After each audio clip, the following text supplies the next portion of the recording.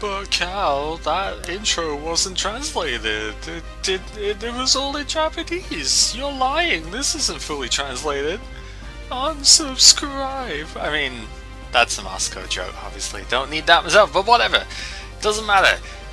This thing is like it's a movie at the start, so it's not translated because you'd actually have to edit like a movie file for it, so it's kind of way too much work for that. I have been in like half of the scenes where that comes in, and it definitely is translated. I have actually seen the English text in that, especially in the battles. Like if you've ever played any of the other patches with this and had the interface stuff going on, well, yeah. And I mean, you can kind of see it here as well. This is a little bit weird. I think they've gone more with a sort of literal translation as opposed to, uh, I guess, how you would normally see translations done in quote unquote professional things like, a Mario game being translated or whatever. And so like stuff like this doesn't look like it makes sense, but most of the text I've seen so far has been much better. But essentially, uh, for those who saw my very brief stream at the end of yesterday, we're going to be going through the main part here as well to have a complete video archive of this. And yeah, essentially what this is trying to say here, as it'll come through, um, you can transfer over a list of 6 extra puppets plus your previous starter if you choose a new one. And all of those had to be in your party. They'll all come back at level 5 as if they were starter puppets. So you can effectively, if you have already played through this game and like me, you just want to play through it again with the English translation stuff going on, you can bring a full team in, which is what we are going to have set up for this one. Sure, it means, oh, you've already got all your stats, you've already got the costume stuff. It's like, oh, you've already got all S ranks, oh, it's not authentic. This is the 3rd time I've played through this game, and I don't care. There's a feature for New Game Plus. It's good to show off, actually, because I know a lot of people like me went in and played this game early, even though it is like a case of I can't understand what's going on, and so it's a good feature to have around. If you want to keep all your previous puppets, as it'll say in here, puppets after box 21 can be used after inheritance. Basically means once you beat, just like if you transfer the save file initially from the base game, once you have beaten Mugetsu, Gengetsu in the post game, then you will get all of your old puppets back. So don't worry about any that you have raised for competition. You can keep them all so long as you haven't literally got 51 boxes of competitive puppets. If you do, well, I kind of question your life choices, given that even I, who has way too many puppets, have not quite got 30 boxes full of them yet. But that is neither here nor there. Point is, you can keep a whole bunch of stuff over, and that is what we're going to do. And it starts off exactly the same way as you would see it before. So it's like you try and go through the door, Doremi goes, nope, can't have you do that. Want to see what lies ahead? Yep, you gotta keep your dream. Effectively means you have to leave your old puppet box behind. She's like, I'll return it to you later. Huh, may good luck be with you. See, that's the sort of thing I'd say, like, may luck be with you is probably the way that you would see it in a normal thing. So that's the kind of thing I'm mentioning when I say they've gone for more literal translations, I think, here. At least that's how it feels to me. I've not been involved in the process at all, obviously, because I have no capacity to understand Moonmoons whatsoever. So there you go. Let's start with hello, shall we? So one of the biggest things that I think is much better about the expansion compared to the base game is that you have portraits and you actually have expressions. Yukari's so happy. It's like, seriously, it makes such a big difference to the actual like dialogue, because you can tell a little bit more about what what the characters are thinking at the time, you know? Because a lot of the times, if you've just got this one generic happy portrait thing, like you did in the original game, and yet the character is saying something that makes them out to be like a complete dick, then it's jarring, right? It's pretty terrible. So, but yeah, we've got the basic descriptor all about Gengetsu, blah blah blah. Yeah, only known through folklore. Yep, already know the thing. So, yep. I did start this briefly to work out exactly how New Game Plus stuff worked yesterday. So we have done the opening a little bit here, so we already know exactly how to go through this. We know what the character name is going to be, because we kind of already had that given to us. We're going to have Courtney over here. And I'm totally fine with that. Like, I've already played through this game with the guy protagonist under my own name. I'm like, whatever, I don't care. We're going to have a different one this time. Why would you ask basic things like this? Because you are obviously not Professor Oak. Why would you have to ask, right? The difference is, right? Professor Oak asks if you're a boy or a girl, and he can clearly see you, right? Yukari, it's a little bit of a different thing here, right? Because she's kind of talking in your mind as opposed to, like, talking to you. So, it doesn't quite make as much sense for her to ask your name, but it's still, like, I don't know, this feels a little bit more plausible, but that's probably just because it's Yukari, and Yukari can kind of do whatever the hell she wants, right? So, yeah, almost time, blah blah blah blah blah. It's like, no more talking for you. Leave the fun for later. The goal is here. Indeed. So, this game is effectively a Pokemon game, for those who have not already seen. That's why I've already made the reference to Professor Oak, etc. This, next boss is 3 hours later. Man, it feels like home. Considering that's basically how long it takes between the bosses here as well. So, yeah. For those who get confused at the start, you do actually need to speak to everybody at the start here. So, yep, the myth of being spirited away starts here, and that's effectively Yukari stealing people and putting them in Gengetsu. It's kind of mean when you think about it, but whatever. What's Gengetsu again? Yeah, so there is that, and then you're... I wouldn't have thought so. And you... kind of sleeping. You do have to speak to Sumireko too, so spoilers, that's Sumireko. And then this guy, if you haven't played the base game and you're not transferring a save file, he'll just ask who your favorite puppet is. If you are playing a transferred or a New Game Plus file, he'll notice who your favorite was last time, you'll remember it.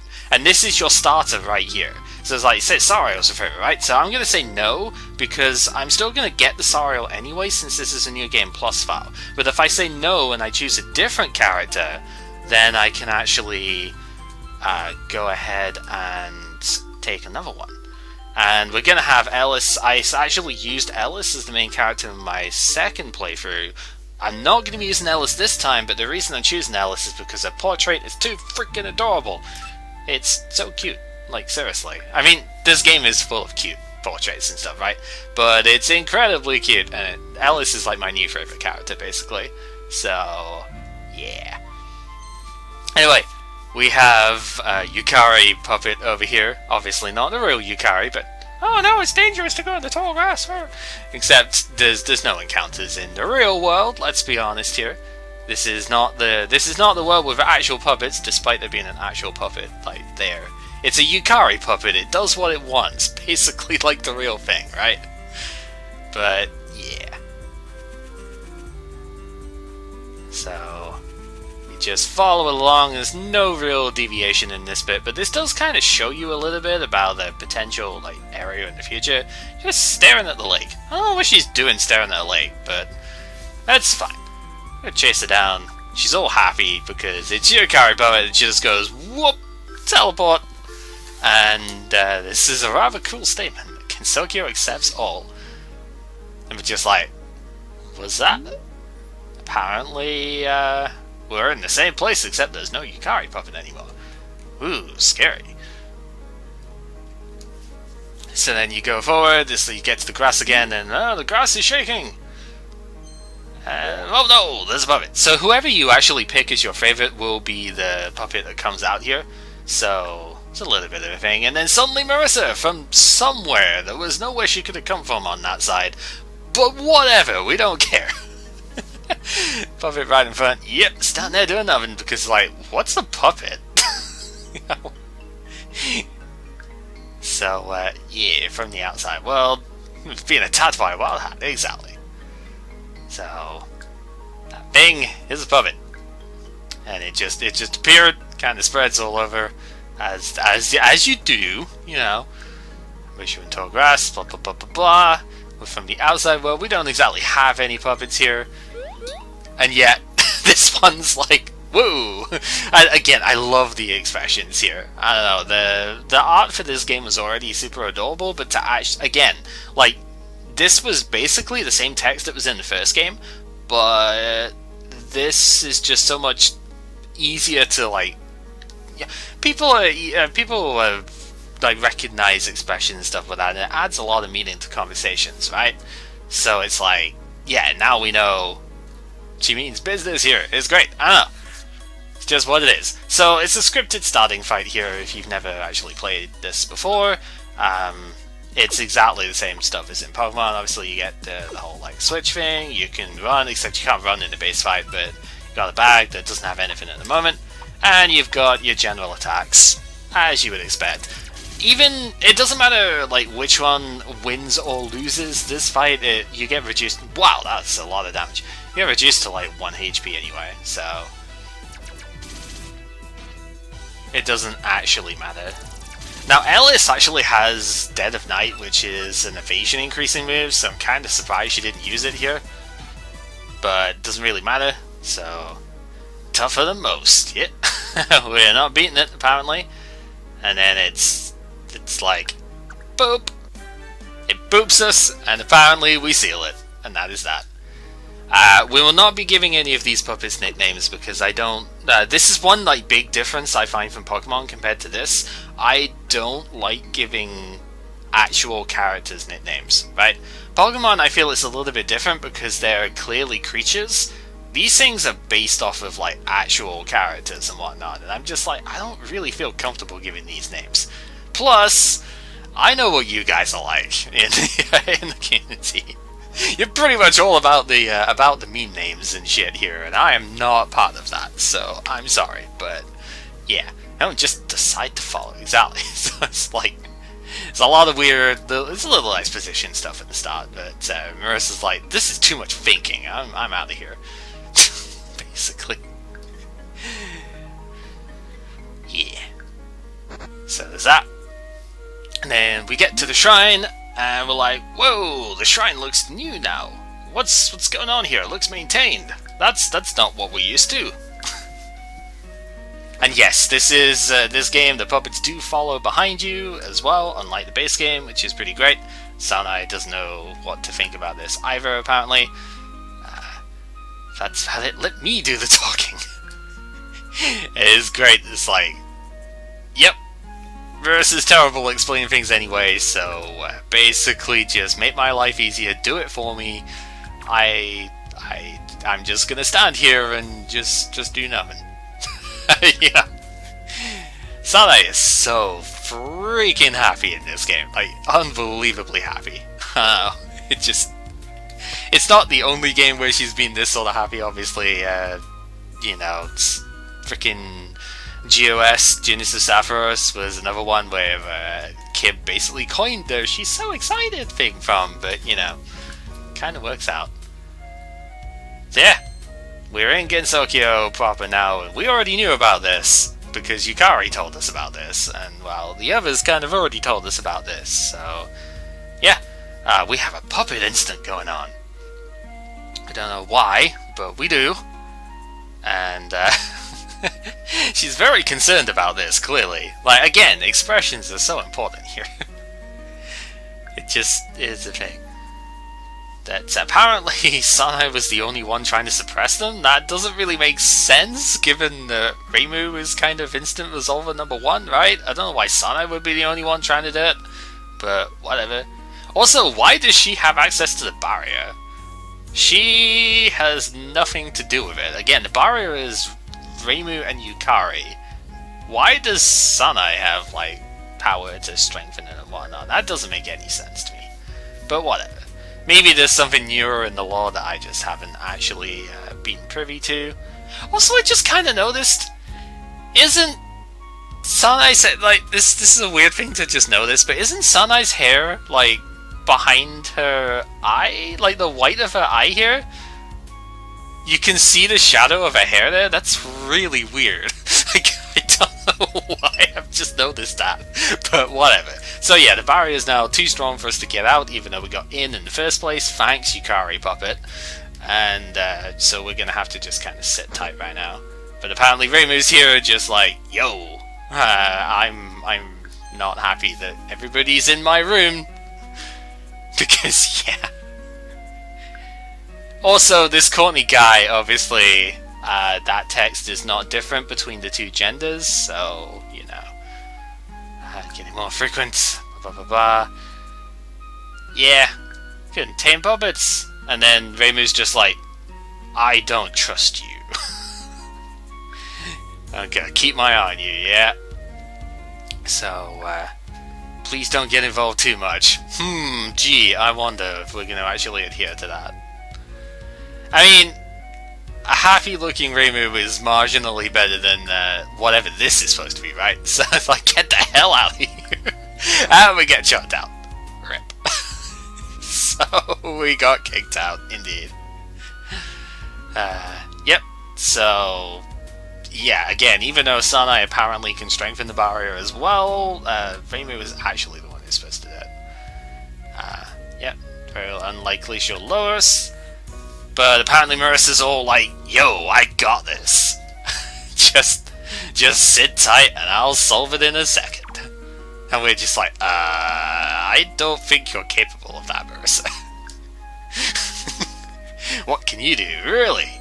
Well, we do still have that puppet. Also, Whelp, again. I didn't actually mention that the first time, but apparently Slow was keeping a Whelp counter during this. So, there's that. Let's test this out. Yep, sure is. There she is. Well, now, what if you had Renosuke here? Because Renosuke is not a female puppet, so it'd be kind of awkward to say there she is for that. But whatever. Whatever. You can talk to Sanae as well. And this is basically the whole thing. Every conflict in Gensokyo is solved through duels. Yep. That's pretty much how it is. Fight first, ask questions later. That's pretty much it.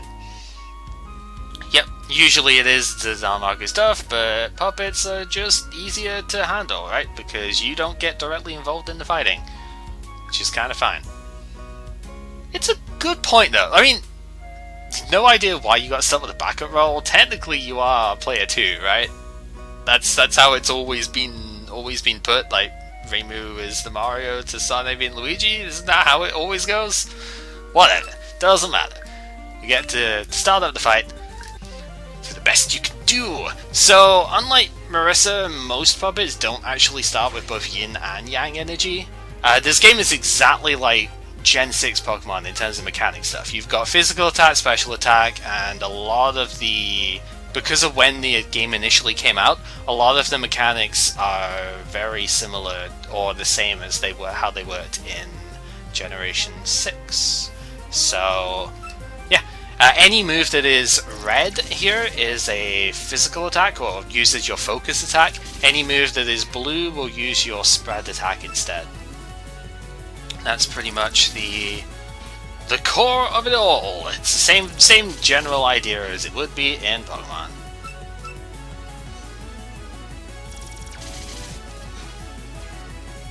So, yeah. You're not exactly going to lose the first fight most of the time, so you should be fine. Did amazingly well, man. He may come in handy sometime. It's like, yeah. Ah, dear. So then Marissa just teleports out of here. She doesn't even run. Just teleports. It's like, yep.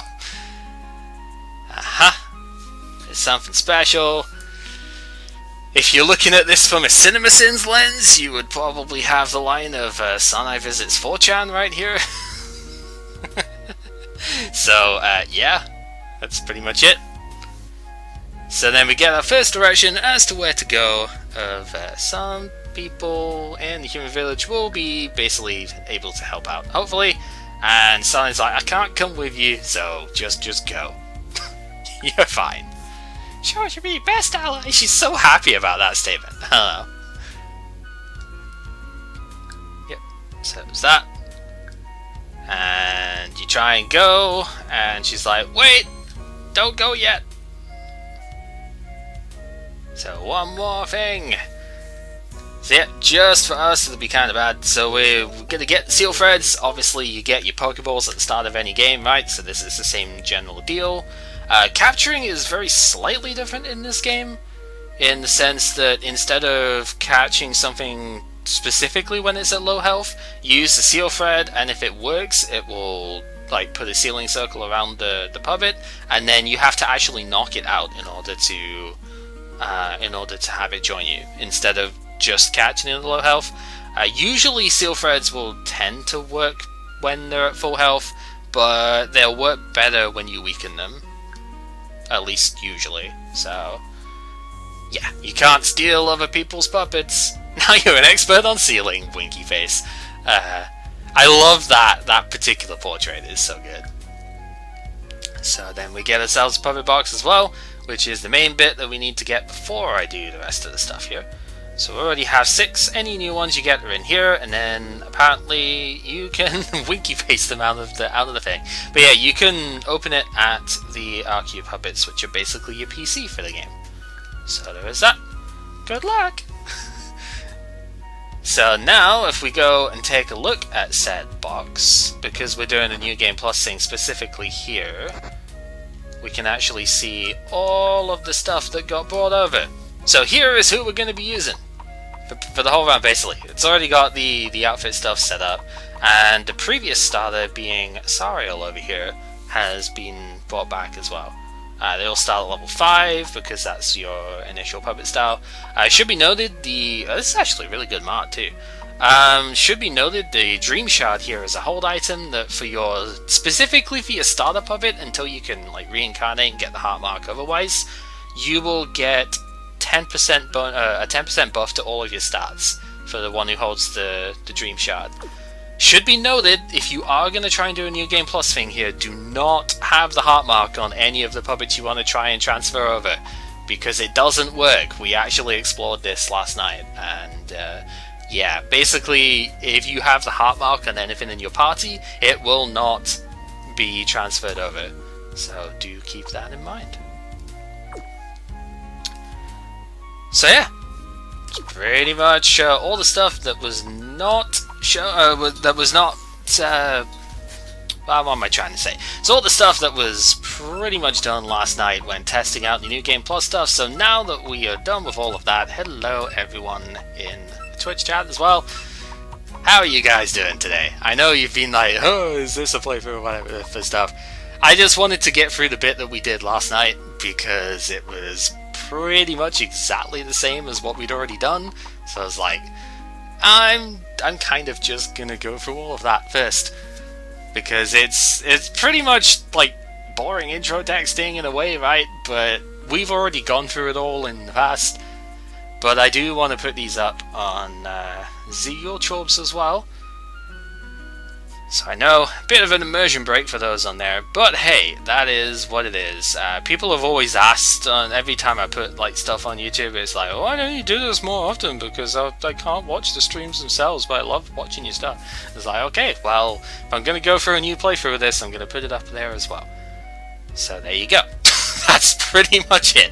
So I've already actually gone ahead and put the style stuff here as well. So obviously style changing comes at level 30, so these are technically going to be normal style until we get to this point, but these are all of the puppets that we're actually going to use during this run.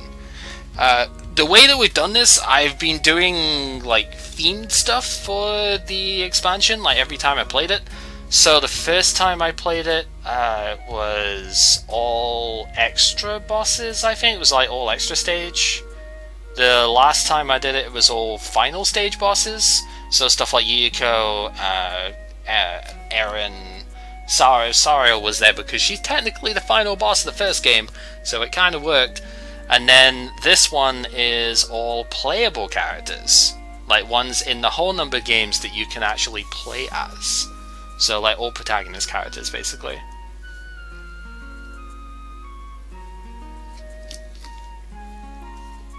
Oh, apparently Mei gets yin and yang as well? Okay. Why doesn't Reimu get both yin and yang energy? Wouldn't that make sense given that Reimu's whole thing is being a yin yang? Right? Like the whole shtick is being like two-color thing.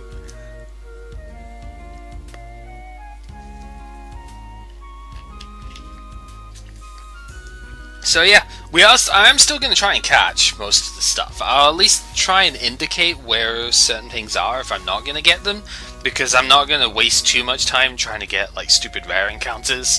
For example, the first route has Sukuna on it, which I'm probably not going to find because she's like a 5% encounter rate or something, and I'm not going to waste that much time doing that. Also, should be noted, as you can see with Vermilia here, you actually do get to see the puppet outfits on the overworld as well. So, it's pretty great. So, just before leaving here, there are a couple of other things I picked up yesterday that we need to do. You can't get that item for ages, because it's kind of guarded by the water. So, you kind of need to wait for that one. Also, all the encounter stuff over there, that is something which the base game did not have, is a bunch of encounters at the Hakurei Shrine. And it seemed kind of weird, because like you would expect Reimu to show up at the shrine, right? But in the base game, Reimu doesn't show up until the very end of the game, and it's super annoying. But in this game, well, she shows up over there, as you would kind of expect. But there's a lot of other characters who show up over there as well, and some of them are pretty interesting. So we'll have to come back for that when we can swim. But yep, one hidden item over here. This is a max revive equivalent for this game, so do keep that in mind. Also, just want to quickly note, this is why we have Alice here. Look at how smug she is! Like, that is maximum smug right there. I absolutely adore Alice's portrait stuff here. So that is exactly why we're using Alice for the quote-unquote starter in this run. Because that is determined from your starter. That is the profile picture all the time for it. So you kind of need to have a thing there. She is incredibly cute. That's the thing. So the blinding orb that we picked up there is your... Oh wow, we also have that from the start too? Okay. I guess because I played in the New Game Plus, I didn't even realize that.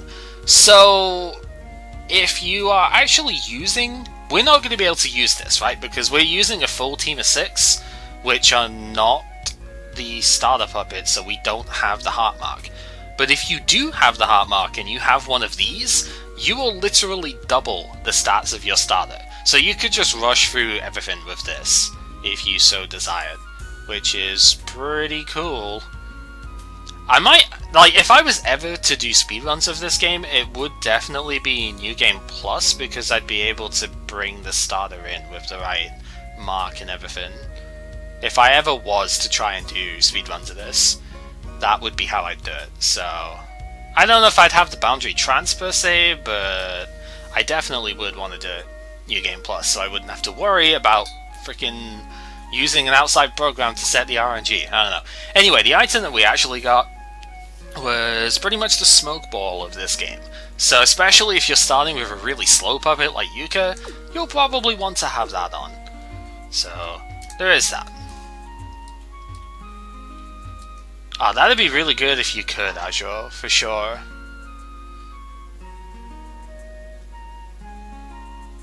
Because, yeah. It's a Moira Shrine branch. It's a little baby shrine. So yeah, you get a tiny Moira Shrine here as well. I don't know. Water is crystal clear. Alright, let's actually get started with this proper, shall we? So one thing about starting with all the puppets here is they are going to have all of the stats that you inherited. So I didn't mention this with New Game Plus before. It's not just the puppets and the costume that you inherit. You inherit the mark that they had. So what emblem they have here, which is your nature, basically, determines which stat gets buffed by 10%. And then you also inherit all of the stats. So I reincarnated these, like I caught and reincarnated them specifically before starting this New Game Plus. So they all have like straight S's, because I have lots of puppets that have that by now, so I could breed, effectively breed, except it's like 10 bazillion times better than breeding. This took me all of about 10 minutes at most to do, and a lot of that was just you know, getting the 1 S rank, which I didn't really even need since they're all, like, not mixed attackers. But half of them are better in normal style at doing 1 attack type, like Yomu here is a physical attacker in a normal style, but the extra one that we'll be going into is a spread attacker. So, yeah, it's stuff like that is like, well, I may as well just get all S's then. Because why not? So there is that. So yeah, everybody here is going to be with all S rank stuff. Chaos Induction is a freaking annoying ability, by the way. Like, Tild will be able to tell you that one because of the Defense Nue that he played. And my god, having a 30% confuse rate is annoying. Should be noted that confusion in this game doesn't actually damage you if you get stuck, but this is a Gen 6 mechanic, so it's a 50% chance to actually hit you. So yeah, so you get into a battle with a puppet, you seal it, and then you knock it out. That's obviously how you Remilia is now off guard. That means that I would get hit by the next attack guaranteed, but everything's got 100% accuracy anyway, so it really doesn't matter right now. It should be noted the seal thread works for about 2 to 4 turns normally, so you do need to take the puppet out fairly quickly. And the other thing with this game, if you haven't played the base game, is you... no, it should not be given a nickname.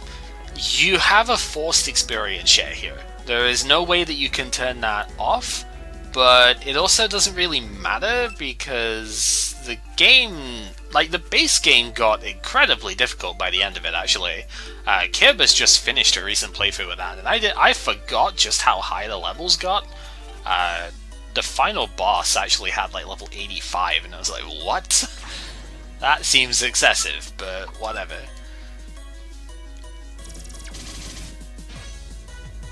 So in the base game, it's like actually not a problem to have that as a thing.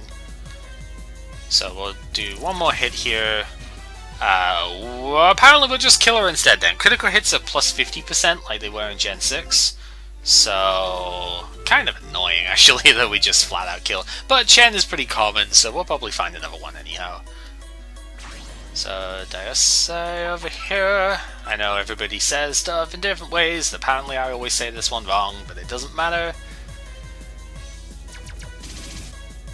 Hey, congratulations, you're the first one who actually did damage.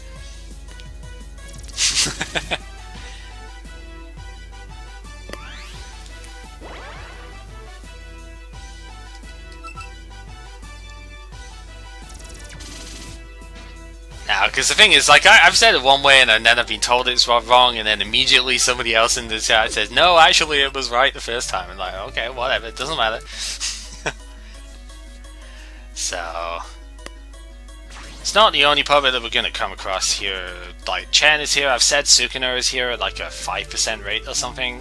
I want to say there was Lily on this route as well in the expansion? I don't remember. Oh wow, we actually did come across Sukuna. Nice. Okay, so that's kind of cool.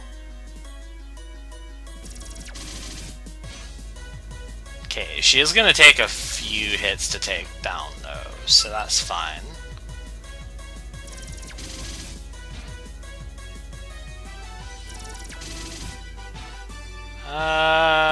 probably want to switch because I think she might take us out if I stay in. So we'll switch to Alice here.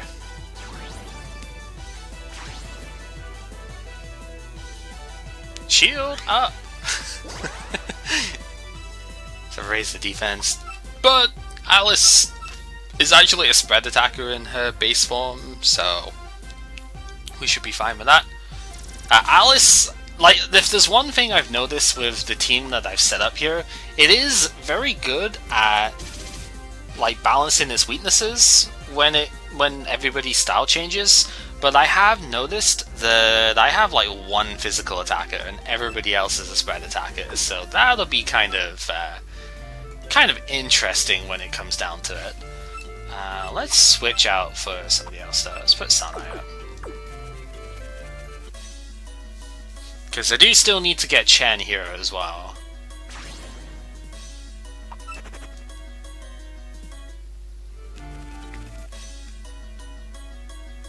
So, now that I've actually found Sukuna, I think it's kind of worth getting like the one final puppet here that I need to get. Because we've already encountered it, so it's not like it's going to be that... I suppose I should probably get it from a different patch of grass though, because there are items in some of the grass patches later. Speaking of items, this is one that has a different translated text from before. This used to just be like a rice cookie or something, but basically it's the same thing. It's the potion for the game. And oh man! First battle, before we even get like... Well, we're about a third of the way through the route, I guess, and we get to the first battle. It's like, heck yeah! This guy just literally sealed the puppet in the wild and has done no training with it whatsoever. Good Luck is a random... Like, it's a mini acupressure. It does one stage increase of a random stat.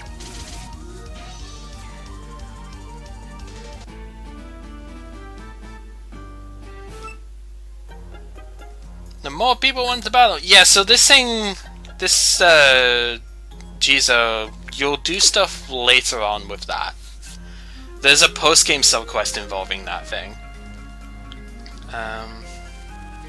That's essentially what we got. So, get ourselves another item down here, another little potion.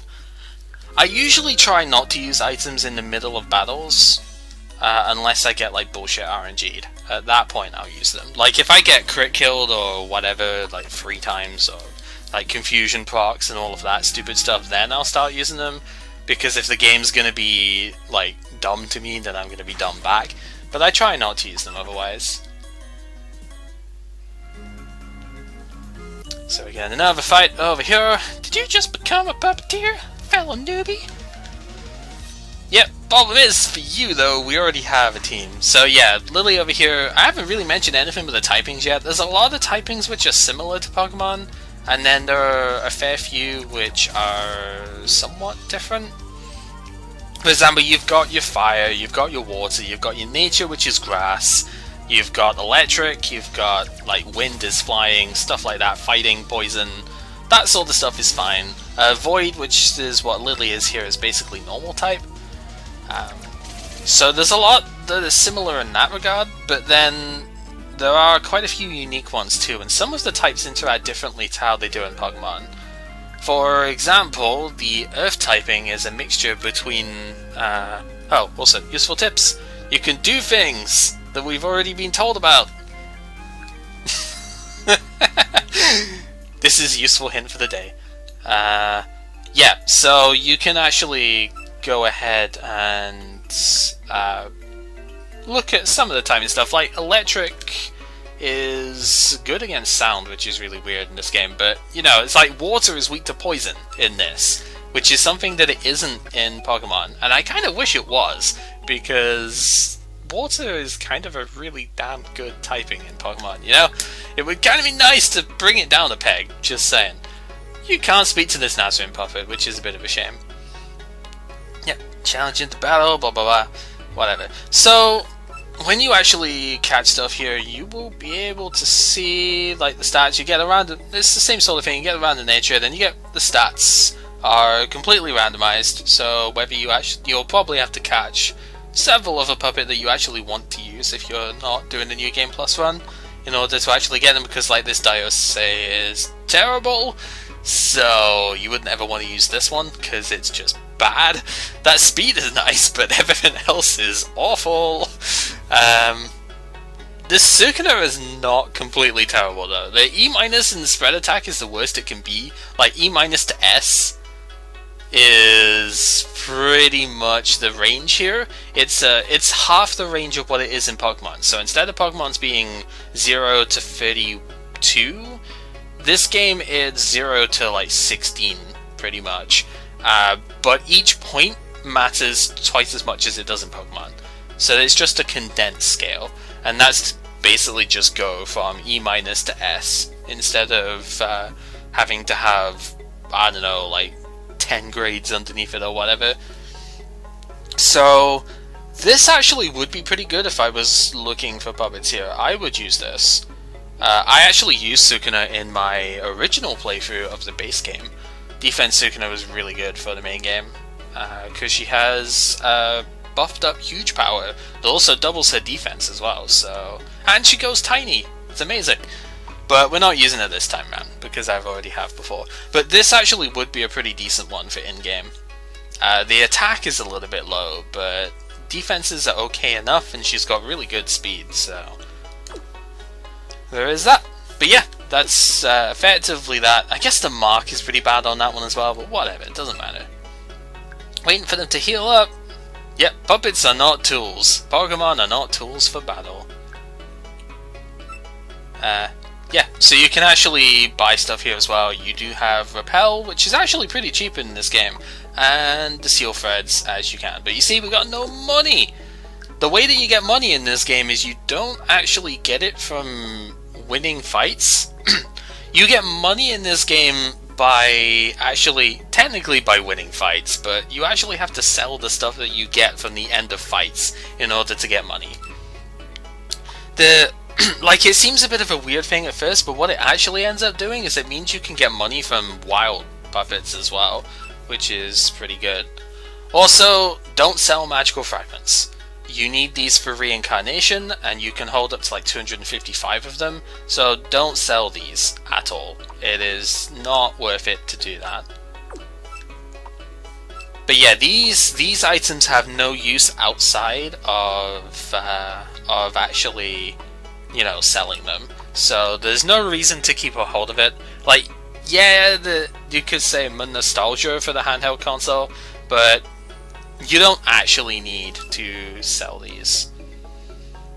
I mean, keep these, because they do literally nothing. And even in the case of the handheld console, you actually do get them sometimes from stuff later on in the game, I've noticed. So, yeah. Also, new to the expansion, some places actually have a puppet just jumped out. Woohoo! So you can actually find different puppets compared to what you normally would find in an area. So in this case, like, Seija doesn't appear until way later in the game normally, and so you can get them early if you want. Contagion's pretty annoying. It's just straight up poison, 100% accurate. Status conditions are slightly different in this game because you have 2 slots for status. So in this case, we've just been regular poisoned. If she uses Contagion again, then that will turn into heavy poison, which we'll see here. And heavy poison is basically toxic. So it works the same way in that regard, but it means that stuff like Burn, which normally in Pokemon will half attack as well as do some damage, that is 2 separate conditions in this game. So Burn acts the same as Poison, but obviously fire-based instead of poison-based, and the attack lowering part is a thing called Blind instead of, instead. And there is a move that can do both at the same time, so it kind of acts the same way. But they are separate conditions, so like Rub Burn, which just does regular burn, will not actually lower the opponent's attack at the same time, as one example. Most status conditions, and that's been expanded in the second game as well, most status conditions will actually double up and have an additional effect if you hit them with 2 of the same. Hey Marissa, how's it going? And yes, take it easy indeed now. So, yeah, this is actually something which is a very good thing to to go through, but we'll go through that when I hit level 7, because that's when I'll learn the new technique. So this game actually streamlines the leveling, the like move learning and skill and effort point raising and stuff as well here. Yep. So each one marks a different stat. In the stat screen, the stat which is increased will be blue. So it's very easy to note what you're actually raising here. Still need to find Chen in the set once we're done here, but it's okay.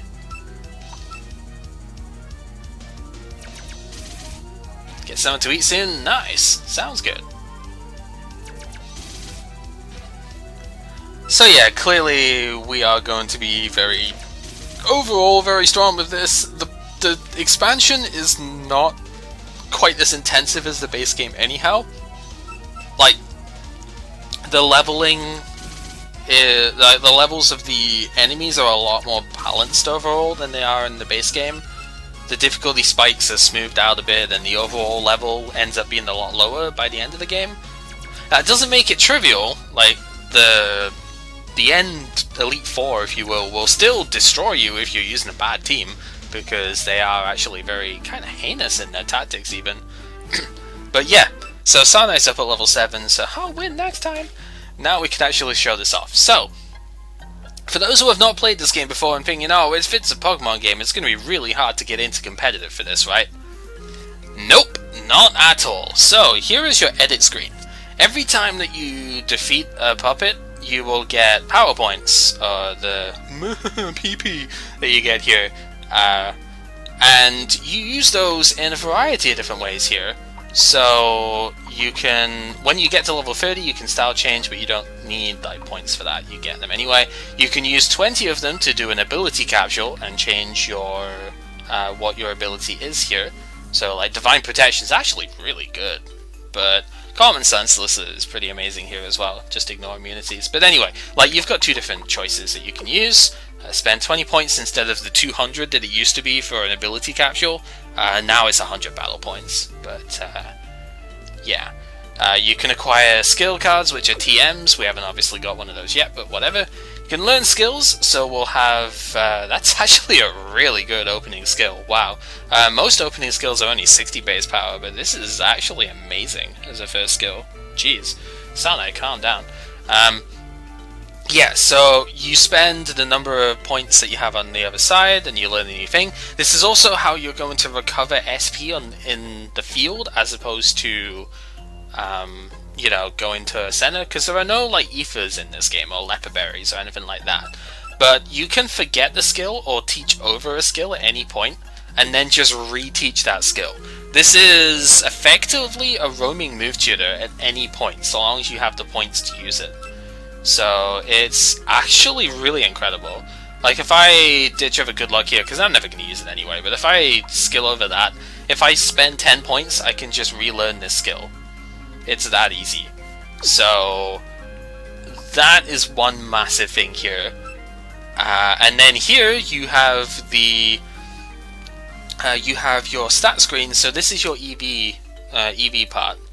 And if you hold the Y button, because most online stuff is, and like the Human Village tournament, the post-game battle tower stuff, it's all done at level 50. So if you hold the Y button down, you can see what your stats would be at level 50. And then you apply these exactly the same way as you would EVs, just divide it by 4.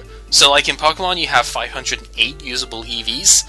In this game you have 130 total like points that you can apply here. And they work exactly the same. If you are at level 100, then every 1 point that you place into one of these will give you 1 stat point.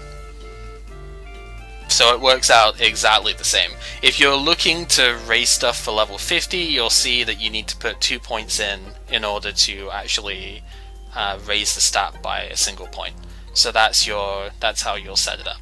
And again, you can't replace these once you set them, but you also just don't get EVs here when you fight. You actually have to manually assign them using the points that you have. So if I wanted, I could put all 22 points here into the spread attack and just buff it up a little bit, and it will act the same way as EVs normally would. But I don't have to do that until I actually want to. So I could save up until I have all 130 points to assign to these, or I can put them up incrementally to power up the puppet as we go along. But it's entirely in your own control. You don't have to do any of this until you're actually ready to. And with how easy it is to customize the stuff here, it makes it so much more accessible to actually tailor things the way that you want. So, definitely a much more interesting setup than what it is in Pokemon, I think.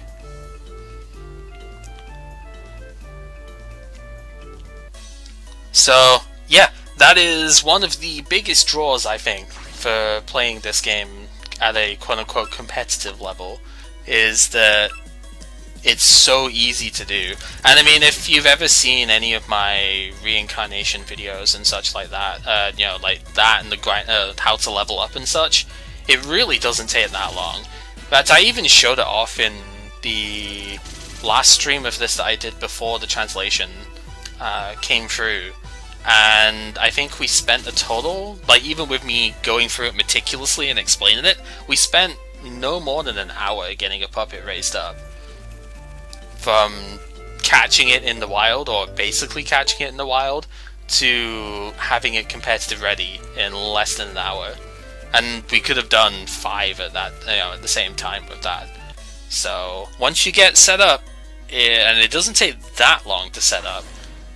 Once you get set up, it's incredible actually how accessible this game is. Yep, this game has same type attack bonus. All of the usual things you would find in Pokemon are here. So like same type bonus. Your status conditions are very similar, not the same but similar. Yeah, it's got the same calculations for EVs. So if you actually if you check what the base stats of a puppet is, compare it to a Pokemon. Say like if it's got 100 base HP. Then it can max out at 207 HP at level 50. Exactly the same as what a Pokemon does. So, yeah, this game has pretty much everything that you would be familiar with from Pokemon. Lily is in this one. Okay, cool. So we actually can get a Lily here too. Very nice. Have to damage it a little bit more first.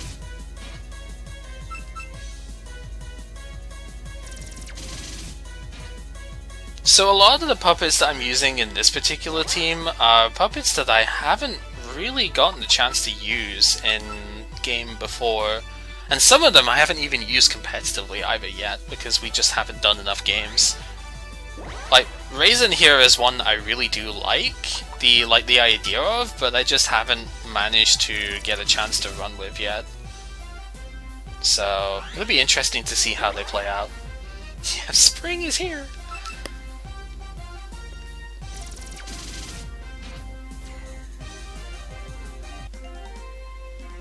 So yeah, we got a new skill for her. Should be given a nickname, right? Nope. So the new skill we get here.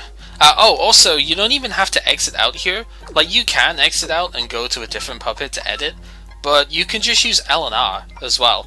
This game has its controller layout the same as a SNES controller, so it actually works really well for me because that's what I'm using. But you can use L and R in here, and you can switch between puppets at any point that you want. So you don't have to just worry about one all the time. This is a much more standard opening attack. This is what I kind of expected Sanai would have, but hers is a lot stronger actually. If you want to see what the move you're replacing does, hold the X button down, and you'll be able to see what that move does at that point. This actually looks much cleaner than it used to as well, which is really good. One of the nice things about the thing here. Also, classification is a bit of a weird one. That is effectively like contact, non-contact. It's what it's simulating. That wasn't in the original game, but there are a couple of abilities and a couple of items that do damage to the opponent if you hit them with the right classification of move. I don't know what the hell EN and BU actually mean. I don't think anybody really does. But the point is, they're there. What can you get as your alternate ability? Oh, right, okay. Yeah. Ignores the foe's evasion, never miss, can be 50% stronger.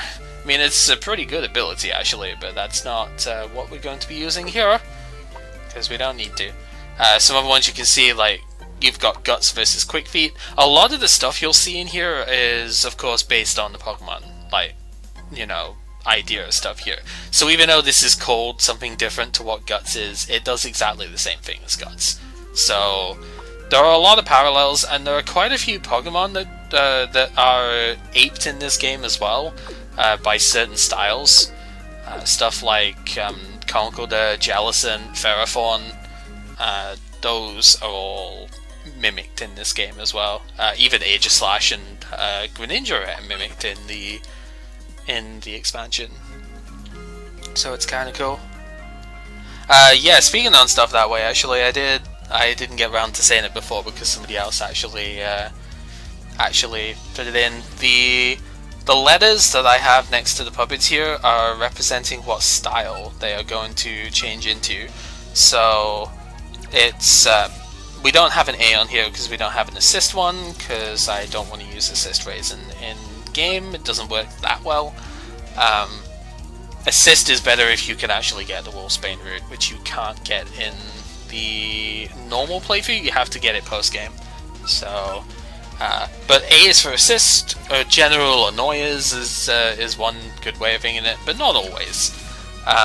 S is for speed, B is for power, D is for defense, and E is for the extra style, which is specific to the expansion, which is what every puppet gets an extra style, and they usually do something very different to what their base forms do. So like in the case of Alice, she has defense. Now everybody gets a new skill. She has defense, she has power, and then she has extra form is completely different, because normally she's really quite slow and like special attack heavy, whereas her extra form is relatively fast and very heavy on the physical attacks. So yeah, completely different way of playing pretty much. And that's not always the case, but it's true for a lot of the extra styles. So like extra Yomu is completely different because she does like slower defensive special based hits, whereas her other forms are much more physical, heavy hitting. Although I guess her speed style is mixed, so take that as you will. But mostly physical attacks is what she focuses on. I kind of wish that they kept the whole meaning thing of that, but I kind of see why. Because, I mean, it doesn't do it in Pokemon either. Unjustness is basically pressure. It will increase the amount of SP the opponent uses per attack. And like in the original translations of this from the base game, they actually said afterwards of being unreasonable, and then like foes SP consumption is doubled or something. I kind of wish they still did that, but they don't, so whatever. Anyway, everybody hit level 7. People hit the levels at different times, not just because of who I'm using, but because they have different costs as well. So like in Pokemon, you have different experience curves. You have where is the book to show? I don't actually know. I guess we don't have the book yet because we haven't spoken to RQ. Puppets have got different costs, which are effectively the higher the cost, the more experience it takes to level them up. Mima and Remelia are the two slowest here. Sanai, I think, is 110, whereas Alice, Raisin, and Yomu should all be 100 in cost. So they'll level up very slightly quicker. The lowest is 80 for stuff like Cherno, Chen, Diose, etc. The base stat totals generally like... that's a really good skill too, dang. The base stat totals generally show what you're going to see from that. So like the higher your base stat total, the higher your cost is going to be. Okay, so Remelia actually has a slightly weaker first attack here. Only 55 base power, but that's still going to go pretty good with her attack hit here. And then, yeah, Alice is actually a little bit stronger too, so that's pretty good. So yeah. I'm replacing the first move not because I don't want the status move, but because I'm too lazy to actually like reorder the attacks, and I want an attacking move on the first slot. So yeah, I don't know. Oof. Ouch! Oh, she's all crying. Oh, watch where you go. You're the one who ran into me, doofus. You also have. See, I feel like that's a slightly mismatched portrait here, because I think the way that she's saying that, she should have that face, pretty much, for that. Fortunately, I've got no time for you. Ouch! Well then, that's ominous, right? Anyway, human village! Hey! Don't cause any trouble, we'll try. Yeah, so all the cats and all the animals will say the same thing as every other animal in the game. But it's still cool to speak to them the first time anyway, because hey, even their text is in English. Sometimes you will find items in hidden bits, just like you would in Pokemon. There's not really any indication about it. You just kinda get it. It's there. A puppet just jumped out! Woo! So here you'll find Kisame, because obviously she's a bucket, so she's in a well. as you are, you know. So, being level 6, she will not have her next attack yet. Puppets in the wild will always have their the most number of the last attacks, just like in Pokemon. So, you know, like if she was level 7, she'd have a third attack here, which is whatever she'd learn at that level. So, we'd have to keep that in mind as well. But since she's only level 6, we don't have to worry about it whatsoever. And yeah, just dig her up. Get damaged a lot by the burn, but it's fine. We're going to heal in a minute anyway, so it doesn't make too much of a difference. So yeah, get a level up, which is fine. Used to seeing puppets, must be even more of them. Rip. He's like, I want to see more puppets, but I don't want to leave the village because I'll get eaten. That's how it works, right? So you can just talk to the person and get a heal that way, or you can deposit the puppets and bring them back out. So we can kind of show the other stuff here as well. The Kisame, Dark and Fire, which is a pretty interesting combination, I guess. This is kind of the typical Kisame, right? She's really, really good at defense and completely awful at attacking. This seems like the perfect Kisame for what she normally does. Because she's got like the perfect defensive stats and then god awful attacking, which is pretty fitting actually. Oh well, whatever. So yeah, Lily is actually pretty cool with that antibody ability. That's one I kind of wish that more puppets had. Like it's immunity, sure, it's a basic ability, but I kind of like it when you don't get damaged by status stuff. Perfectly average. Chen, kinda not that great, but whatever. We're not too worried about it.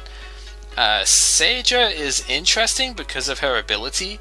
Like inverts the stat changes. That's kind of not that descriptive actually, but it basically is contrary. She'll, like, any stat gain will be a stat loss, etc., and the other way around. So yeah, it's kind of cool.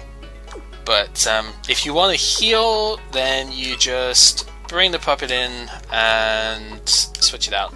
In the base game, if you just opened the box, everything would be healed automatically. But in the expansion, you have to do the same thing you would in Pokemon, where you just, like, you know, deposit the puppet real quick, and that will heal them up.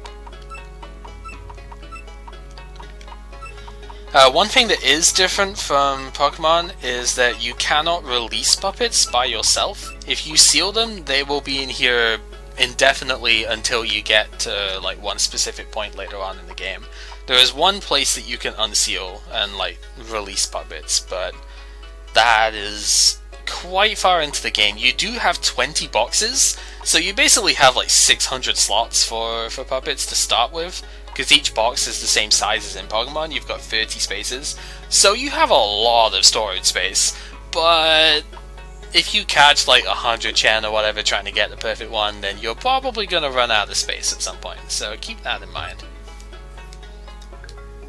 That's a new name! Oh man, we have... Wait.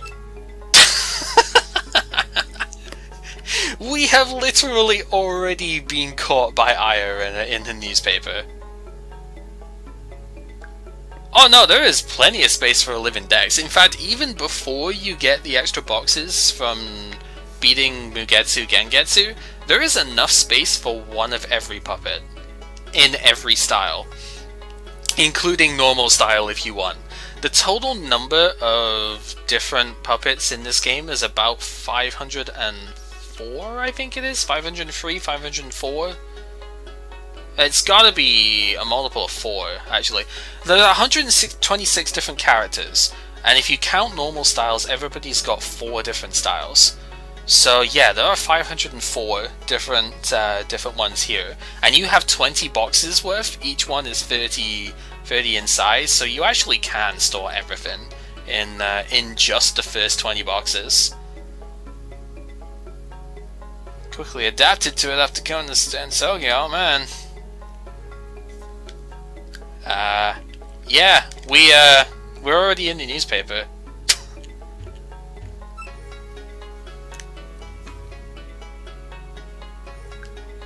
Yep, use the rest area frequently.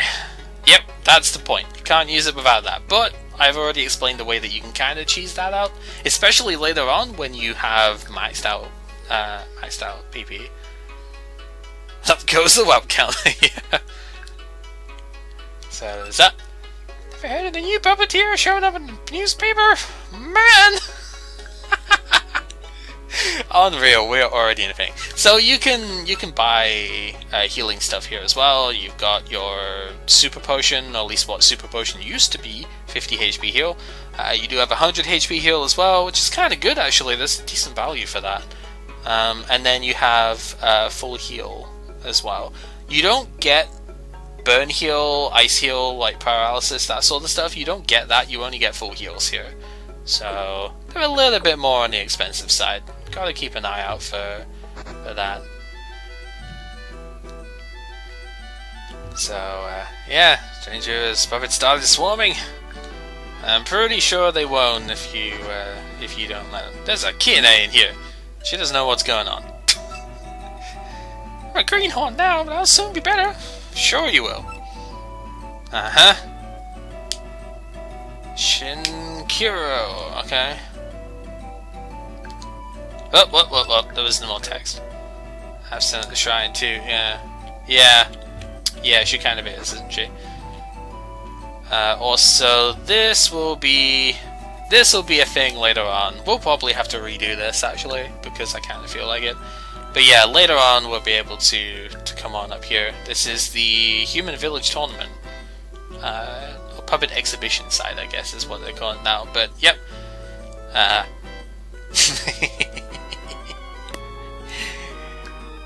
Don't look at me like that! Stop to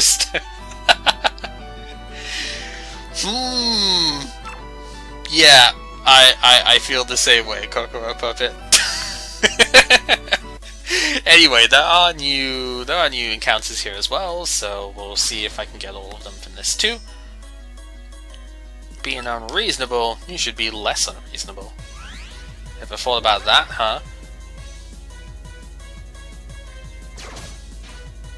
Okay, so I do need to go ahead and seal thread now. I need to actually get more seal threads too. There's another shop in town, the Kurosame shop. So I'm gonna need to get some more seal threads as well.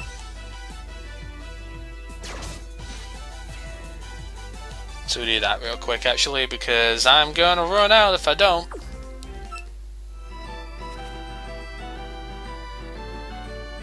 Besides, we need to go. Yep. I got a puppet earlier. It was making farming easy. Heck yeah. Keeps damaging the car. Oh no. Yeah. Almost time for the harvest. Yay, harvest! It's a Monarcho puppet. Of course, it's gonna be like, hooray!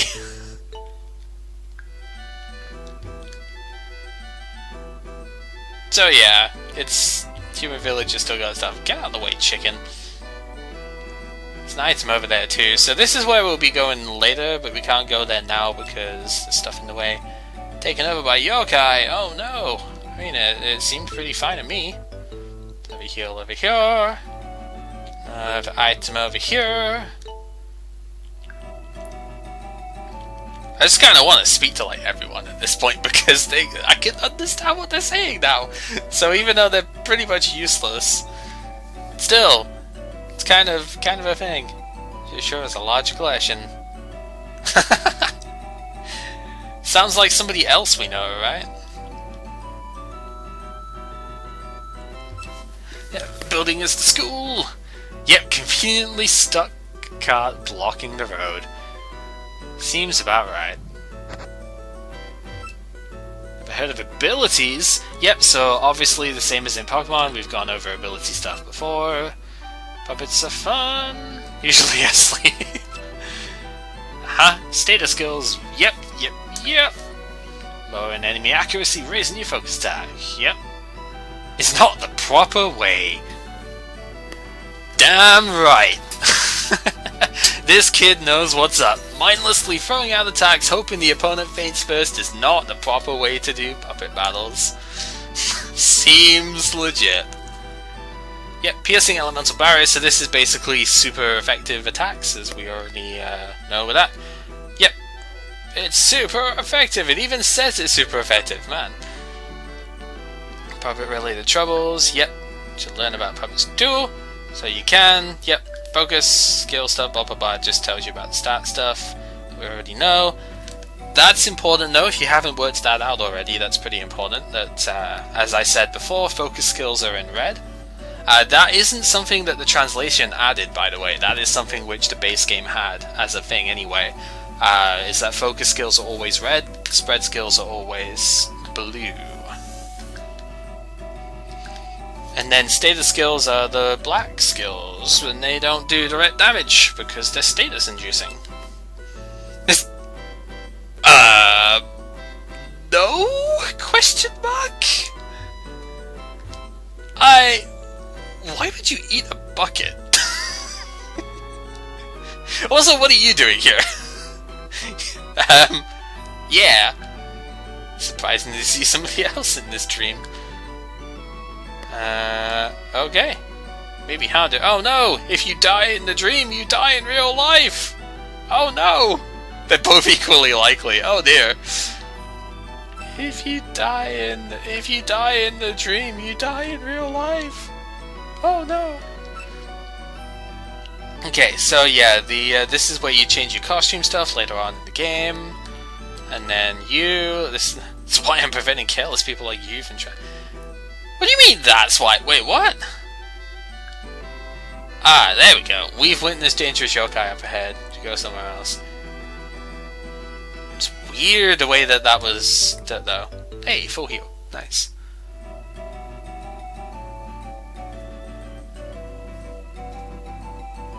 Sorry, let me just move my stuff over here. Be easier to read the chat if I'm on this side.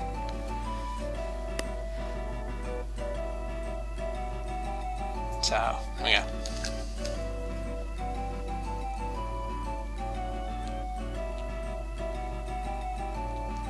So yeah, apparently there's been dangerous yokai sightings and such, so we can't go anywhere else. There's a Chen!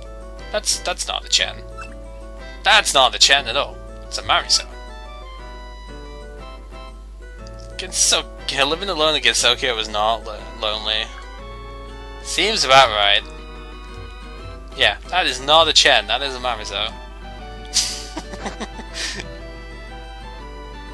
It's got a leaf. Clearly it's a Mausoleum. Alright, so I think we've spoken to just about everybody here. Reads the stories. A Tanuki from the Ouch! Dang! Alright. We're still preparing! Oh no. But I want to go in. I've already gotten the rest of this bit. I speak to you. Yeah. Alright, where was the shop that I was wanting to go to? Is that up here? Yeah, it's here. Okay. A newbie puppeteer. Yeah. Came to the village of the resting place. Yeah, we kinda did. The more the you know what they say, the more the merrier. Alright, let's actually do that. So there's the other stuff you can get here. You'll actually find pretty much all of these in the game proper as you go through. So you don't really have to buy these, but they're your like Mystic Water or your. They're not your type. They're not your plates. Those are completely different. Actually, they're like effectively different. But they do the same thing. It's, I believe, a 20% buff to the type that you have here. But obviously we're here for the seal threads, so we'll just go ahead and grab those. Could sell a little bit more, but I don't really want to at the moment. Use accessories by giving them to puppets. Yep. Just arrived and already get a load of this. Yep, exactly. Would you expect anything different? Get back here. Find the puppets of the secret. Oh god. Okay. Wait, your grandson? I don't want to judge, but your grandson? Question mark? That is a female avatar, I'm sorry to say. You'll ruin my disguise, okay. Yes, Choppy, it's out! It's finally out, and it's amazing! I've just been like speaking to everyone in here because it's just like, why not?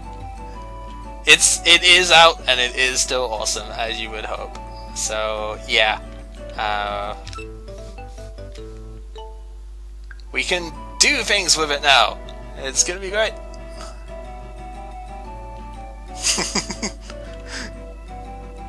Yeah, but I mean, wouldn't you expect me to do that? Pretty much, that's what I do, right? So yeah, we get ourselves a second monkey here. I mean, I will say there are a couple of differences in the base game, obviously, but there's not really a whole lot to spoil here because you'll have already played. Since I know you've already played the base game. Oh, that's gonna hurt. Ow! It's level 7, so it actually does have access to its regular stuff here. So I kind of need to go Alice.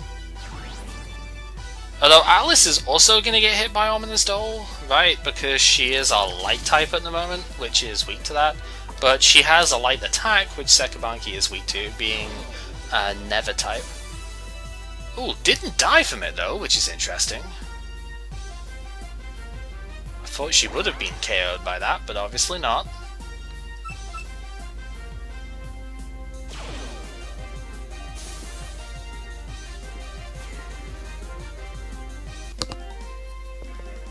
So yeah, for anyone who is joining in a bit later in and seeing, well, how have you got these puppets already? They don't show up until way later. I'm playing New Game Plus here, so I've already played through this twice actually, and I am effectively using a save file that I have used in the past.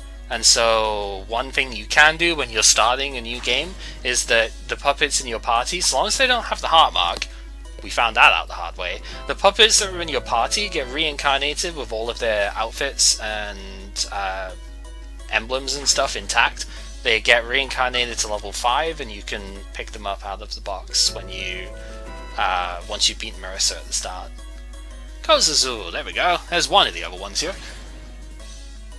So that's how we have like Vermelia and Alice and, you know, Mima and stuff already, because these are the ones we are going to use for the game. The theme of this one is all protagonist run, so anybody who was playable in the whole numbered games is fair game for this one. Because for every run I've done of the expansion, I have done a theme team for it. So I've done like all extra bosses, I've done all final bosses, and this one is all playable characters basically. Not including the fighting games, because I felt like that kind of added too many puppets at that point. It got quote unquote too easy to pick stuff. So we kind of restricted it because there's only about there was like 14 or 15 characters to go with from there. I'm just kind of thinking actually I need to switch you out because the last one I have to find is a fighting type, and I really don't want to deal with a fighting type with Vermelia because she doesn't have a wind attack yet. She's technically neutral to fighting in her normal style, because normal style is Darkened Wind. Oh no, I have this one as well. Ooh, well, this is fine because Sana is neutral towards this. So Kiene is a steel type, and she doesn't have a steel attack at the moment anyway because she's only level 6. So we should be fine. Yeah, so we have Kiene here, and the last one is Kokoro. Not guaranteeing I'm going to find it here. If I don't find it here, it's not a big deal, because I know of a place later on in the game where Kokoro is easy enough to find. So it's not really a big problem if I don't get it right now. But I'm still going to have a look. The weakened status that Kiene's ability inflicted me with there prevents me from using healing attacks. And if I was to get weakened again, it would also increase the amount of SP that I use with every attack. Double weaken could actually be really nasty against all teams. But then again, weaken in general is just super good against all teams, so it doesn't really do a whole lot in the main game though, so it's not that big of a deal for me here. I could be fighting these things, but I don't really need to. Like, I could maybe do with it, but considering I already have like all S ranks and everything on the puppets here, like everything is all well set, I probably don't need to level that much. I do have 6 of them after all, so it's not as if I have only one puppet at the very start of the game here, like you normally would with your starter. And if your starter happens to be Marissa and happens to have a bad matchup against everything that's coming up, you know. My first playthrough with this game with the base game was pretty difficult because of choosing Marissa at the start and not knowing the typings, and everything was hitting me for super effective in this first bit, and it was like, god damn it, stop, please.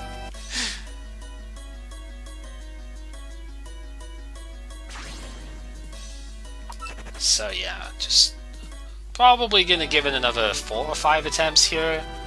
And otherwise, well, you just have to take my word for it that Kokoro is here.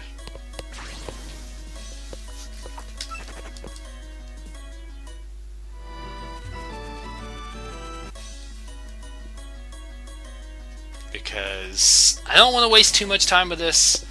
There are a lot more... The weight of the wow, okay.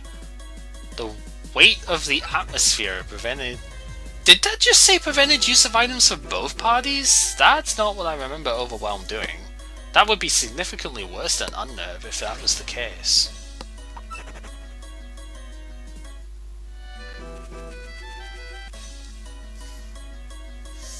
Maybe we'll get another chance to see here.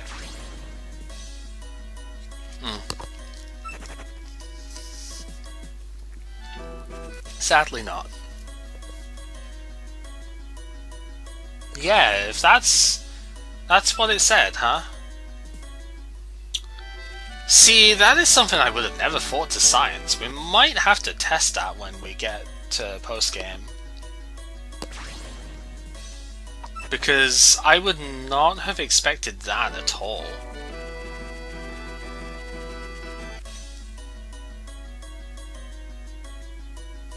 Alright, leave it 2 more, and then we're going to move on. Because again, I know it's here, it's easy enough to say it was here in base game too, but it is like a 10% encounter at best.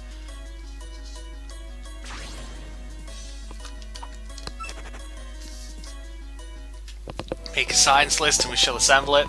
Yeah, that'll have to be something... one of you guys that's in my Discord, like, write that down as a thing. Test Overwhelm, because it said, and like reasoning, it said both parties in battle.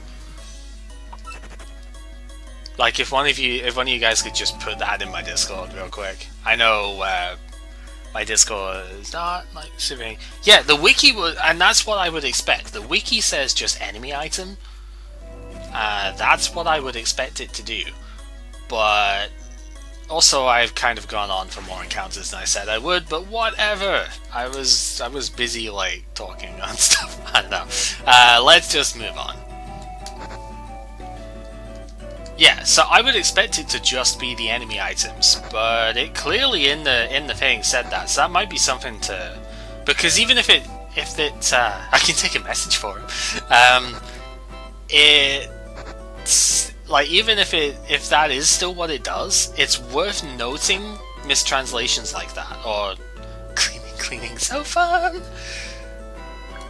In the original translation and stuff here, she was more like, I guess, go to the next room, right? She was a lot more panicky.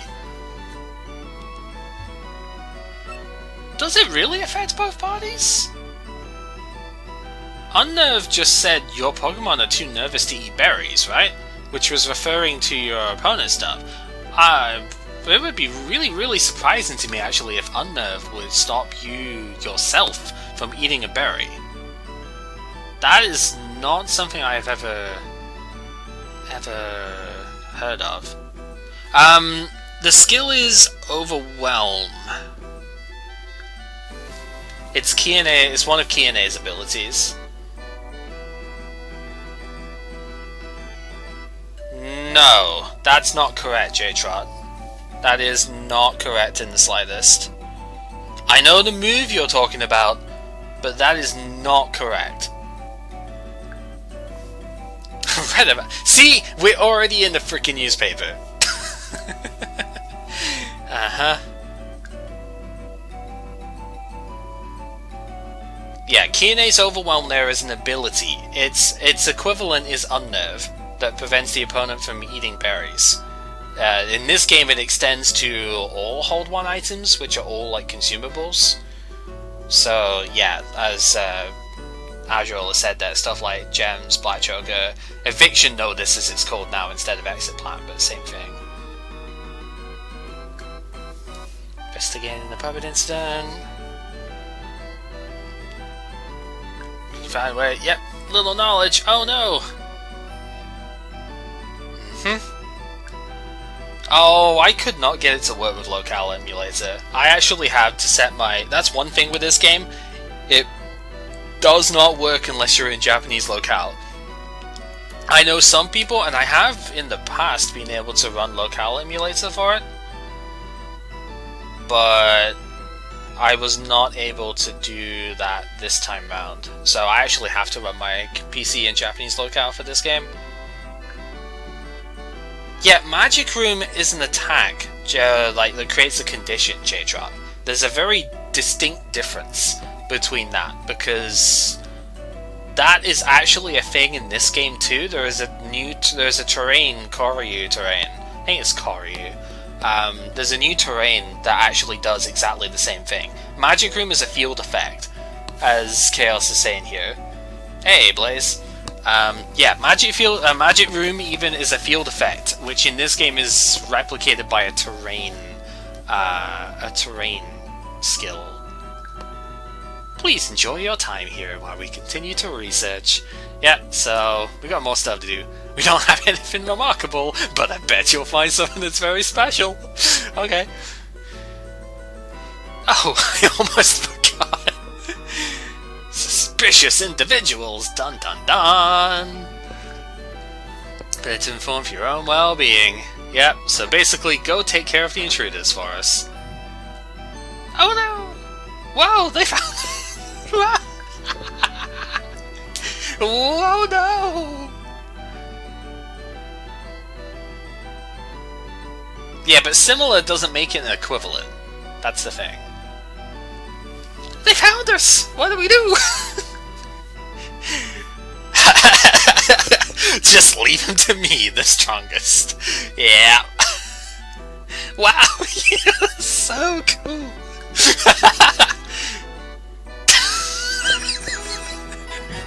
Yo, Azrael, thank you for the gift sub. The gift sub to Chaos Lord. Awesome stuff. So yeah, just in case anybody on YouTube land is in, because this is going to be exported to YouTube as well. This is a Twitch stream, live stream stuff after all, so if I am interactive with the chat as well, sorry that causes confusion. I know I don't have chat on the side of the screen, but oh well, it is what it is. I've got to talk with people that are already here. Everyone ditch Shadow! Yes! Oh my god, that is amazing! And this Right here is why I wanted to play this game again. Everyone did Cherno on the mod. She's just like, what?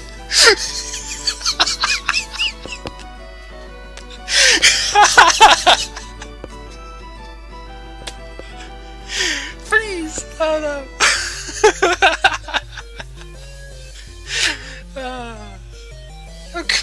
You'll cry like a baby. This means war. A great fairy war, you mean? Oh my goodness. Yeah, so as you can see, for anyone who's actually played the base game, you'll realize, man, that is a low level compared to what we used to see in the base game. The Cherno's opening level, I think, was level 9. Like 9 and 11, I think it was. So it's already been toned down right from the start here.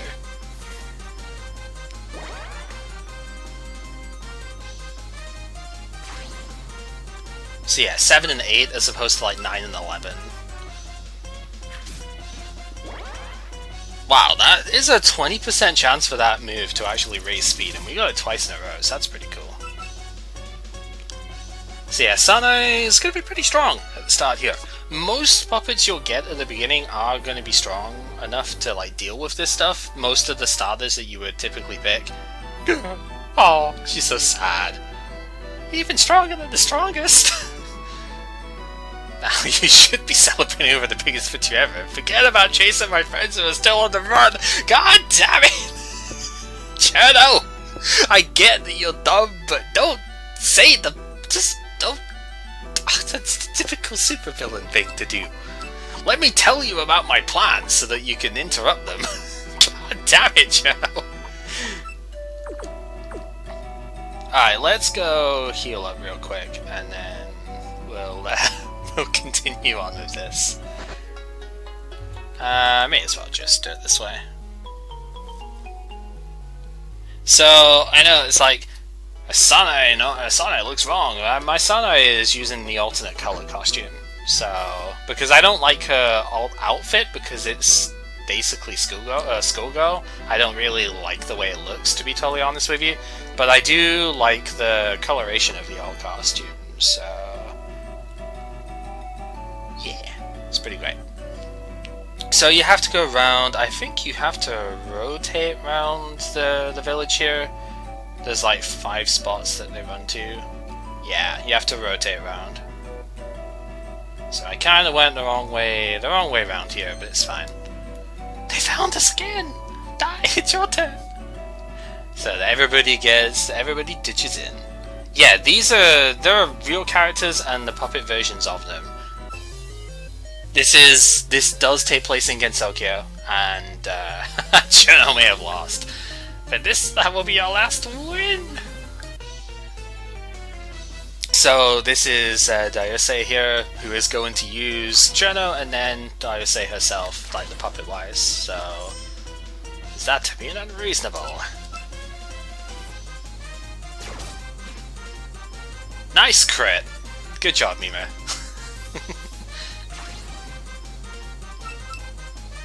So, yep.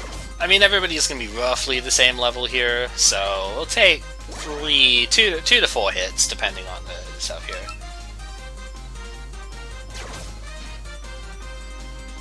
So Parasite is your Absorb equivalent, although it has like 45 base power or something, I think it was.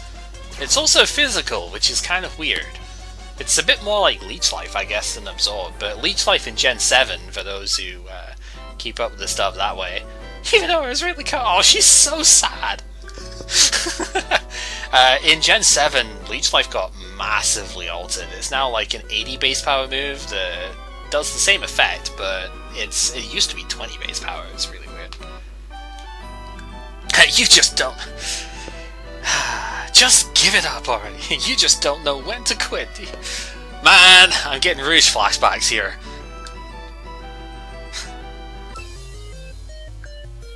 Yeah, it's got like the biggest buff ever. It's kind of ridiculous. So we have Wriggle over here. Wriggle's going to use Die and then herself, obviously. So Well, should be able to take this on fairly easily. Nice damage there. That's not even a crit. That's just a lot of firepower at the start here. So, these are effectively the same, like, this is basically what my starter would be without the Dream Shard. So without a 10% buff to everything here. So that would have probably one-shot if this was my starter. So that can kind of give you some sort of idea as to how, like, not ridiculously difficult the opening is of this game now. Yo, talking about splash buff here, Z-Splash is, exactly, Chaos has just said it, Z-Splash is a thing. And that is your splash buff right there. So for those who have hit level 10, we do get a new skill here as well, Light of Origin. So Mima is kind of interesting because her styles go between like the pure Never that the defense style is going to be, but her power style is Light type, which is why she gets a Light skill here. But then her extra style is also Dark type, so Never Light, Never Dark. So she'll get moves that are both Light and Dark type in her base style here. Regardless, Light of Origin is a very good skill to have around at the moment, just as an extra attack, in case, for whatever reason, my Never skill doesn't work. Like, if a Sound type came up, like, oh, I don't know, maybe Mistier. You know, spoilers. That's a thing. So, Sanai also learned a new thing, Foam Bubbles! As Kib said a lot in his recent playthrough, freaking bubbles! It's pretty good. So we have that.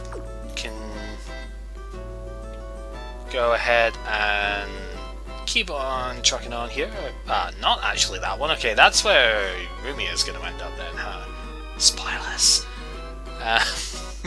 Anyone who's played the base game already knows what the ordering for stuff is here, so... You're still not tired of chasing us? Go get them, yeah, so Rumia apparently is the actual leader here. Finally my time to shine. Oh man, she's so happy about this. Listen to my song and be terrified. Oh man.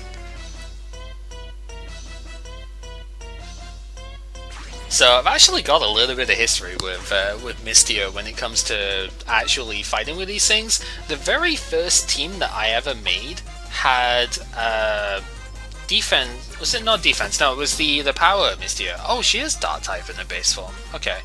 The very first team that I had a power Mistio on it. Then power Mistio has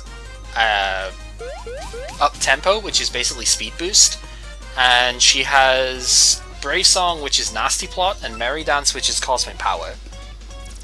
And my very first team had basically that plus Infinite Scales, which is a stored power attack that was pretty freaking cool to run with. I actually got a sweep in the very first like online battle I played against Ross using Mistio, and it was just like, wow, that was pretty ridiculous to see.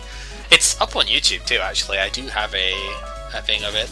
That would hurt if I wasn't Wind type here. If I was in my actual speed style, then it'd be Dark Fighting, and I'd actually be weak to Sound. But since I'm in my base form here, and Dark and Wind is resistant to Sound, so... And yeah, as Azula said in the chat to Genso here, the translation was fully released last night. So, better would have won if it was nighttime. Yeah, sure. Alright, so now we have a new skill for you, Feather Shot. Basic attack here. It's a wind attack though, so different type coverage, which is pretty good for what we have. Raisin doesn't get a skill here, which is kind of a bit of a shame. Like, she doesn't get another attack skill, but that's okay. So Doppelganger can be kind of interesting to resist stab moves. And then we have Alice with Metal Needle, because she is a steel type in her base form here, so definitely good to go around. I don't mind reteaching the skill stuff here, because these yin-yang energies take like 2 points to do. It's really not a problem. So just before I go ahead and take on Rumia here, we're going to heal one final time, Because Rumia actually has, like, everybody's puppet, basically, here. Question, why Mamilia can get Feather Shot when she has bat wings, not feathers? Probably just because they didn't want to make a separate skill called Bat Shot? I don't know. Yeah, conversion... I mean, that's conversion 2. It's not even quite conversion 2. It's some sort of weird mix of conversion there. How close are you to leveling it? Oh, really close. You know what? I'm actually going to go ahead and just level Yomu to 10 first.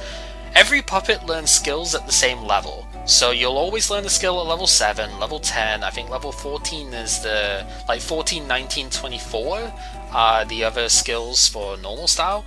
And then everybody, when their style changed, will also learn stuff at the same levels. So that actually wasn't always the case in the base game. Like everybody would learn skills at the same like level sets, but not everybody would learn a skill at that particular thing. For example, like some puppets didn't learn a move at level 56, or some didn't learn it at 49, something like that. Whereas, you know, but that was the base thing where everybody learned stuff. So we'll get to see here, the new skill is Overtake Strike, which is actually a pretty good one to have around right now. It is your priority move, it's Bullet Punch. Plain and simple, this is Bullet Punch in Pokemon. It is a steel attack as well, it's the same base power, it's got the same priority, and yes, there is a Scizor equivalent in this game which uses that, and still has 130 base attack to go with it as well, so... The only difference is the Scizor equivalent doesn't have stab on U-turn, but whatever. Your petty resistance is getting annoying! Yes, I am the leader! Ruia! I don't look like a leader! Now you're just being irritating! I'm the leader, this is a leader level 2! Alright.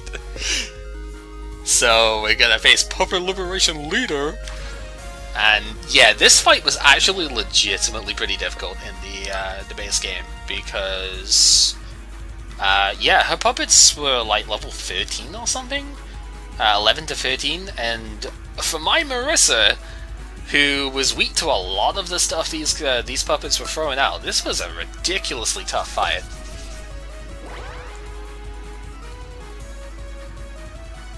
But obviously here, the levels are lower, and overall, just the fact that I have more puppets, this isn't going to be nearly as problematic.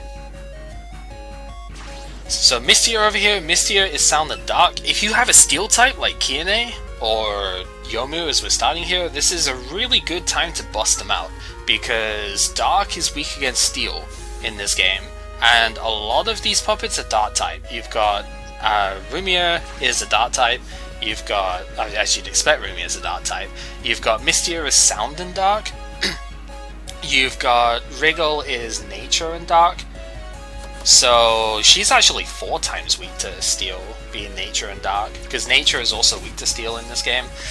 However, Yomu is a Never type, and Never is weak to Light Dark, so yeah, kinda getting a little bit wrecked there. But that's okay, because we have plenty of other puppets to go with as well.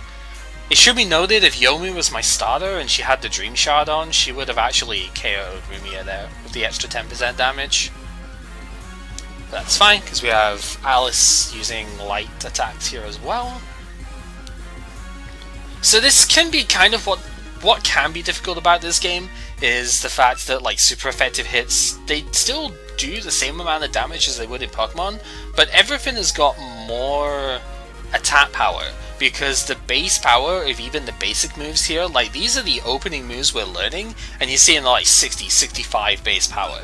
Everything hits much harder.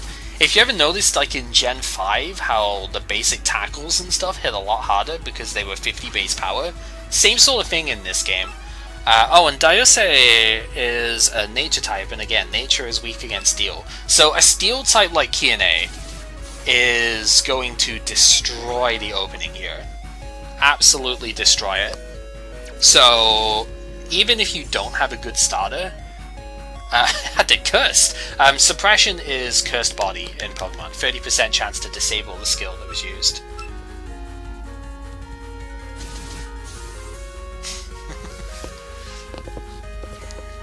So, yeah. It's kind of a thing. Yep. Everybody gets their own level ups. Yeah, I lost. How could somebody be that strong? What's the guideline on this?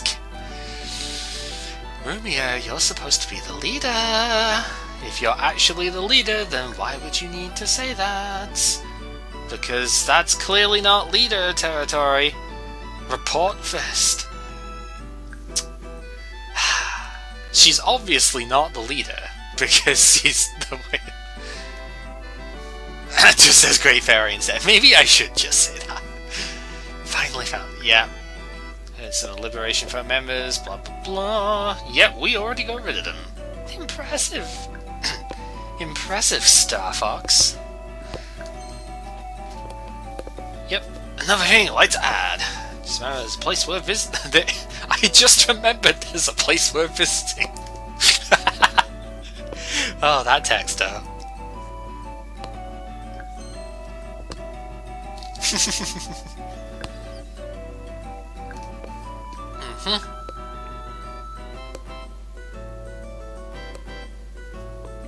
So now we get access to the library, which was blocked off by a signpost before.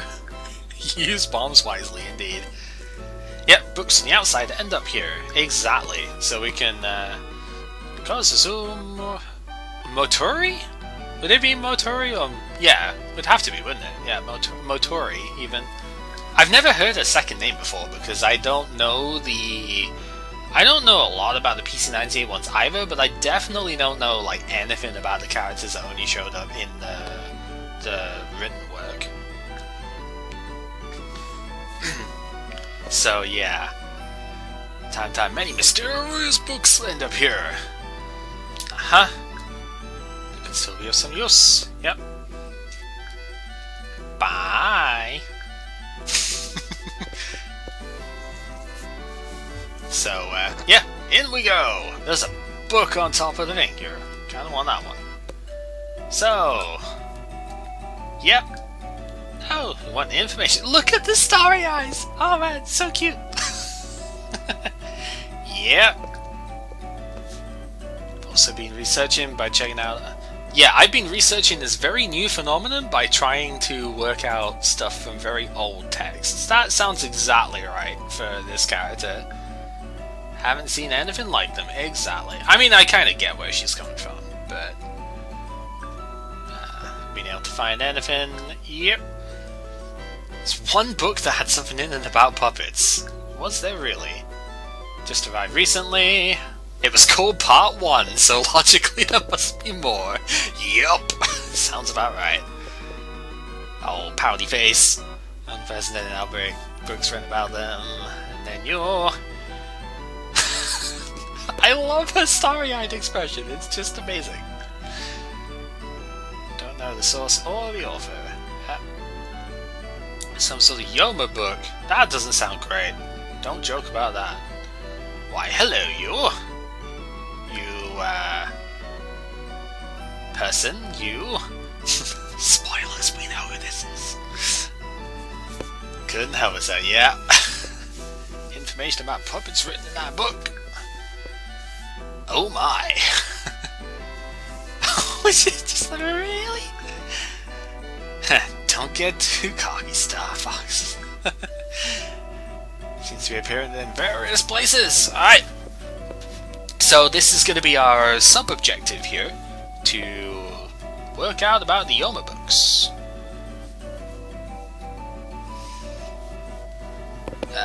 Yeah, so I just give myself set to scary position here.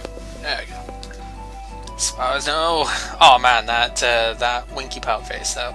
The Hermit of the Divine Spirit Mausoleum. So this is somewhere that was not in the original game, and we're getting to go there pretty early, to be honest. By the way, yeah, we do. Indeed, we kind of did that. I see. Uh-huh. Yep, we are Coney. Yeah, sure.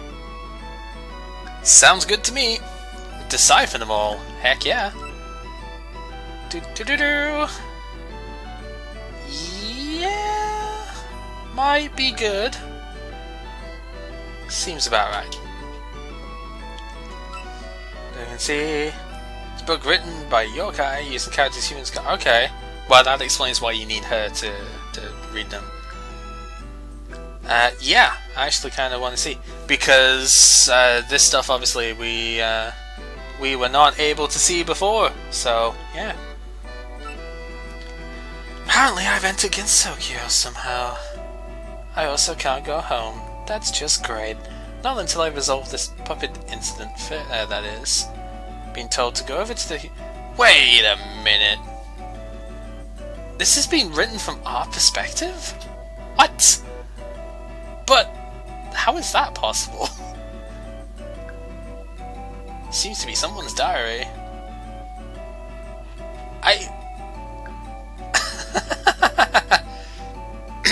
Good question. How does that work? Also, hi.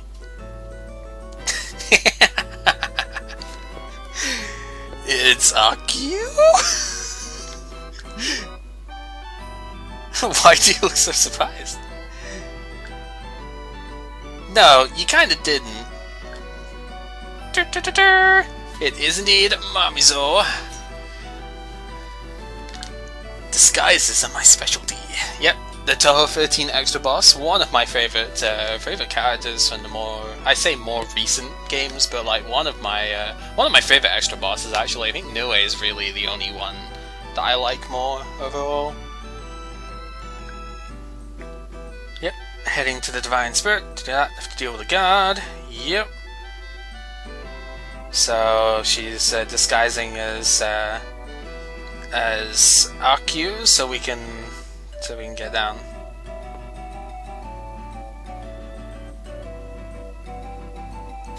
Maybe the puppet's ghostwriting.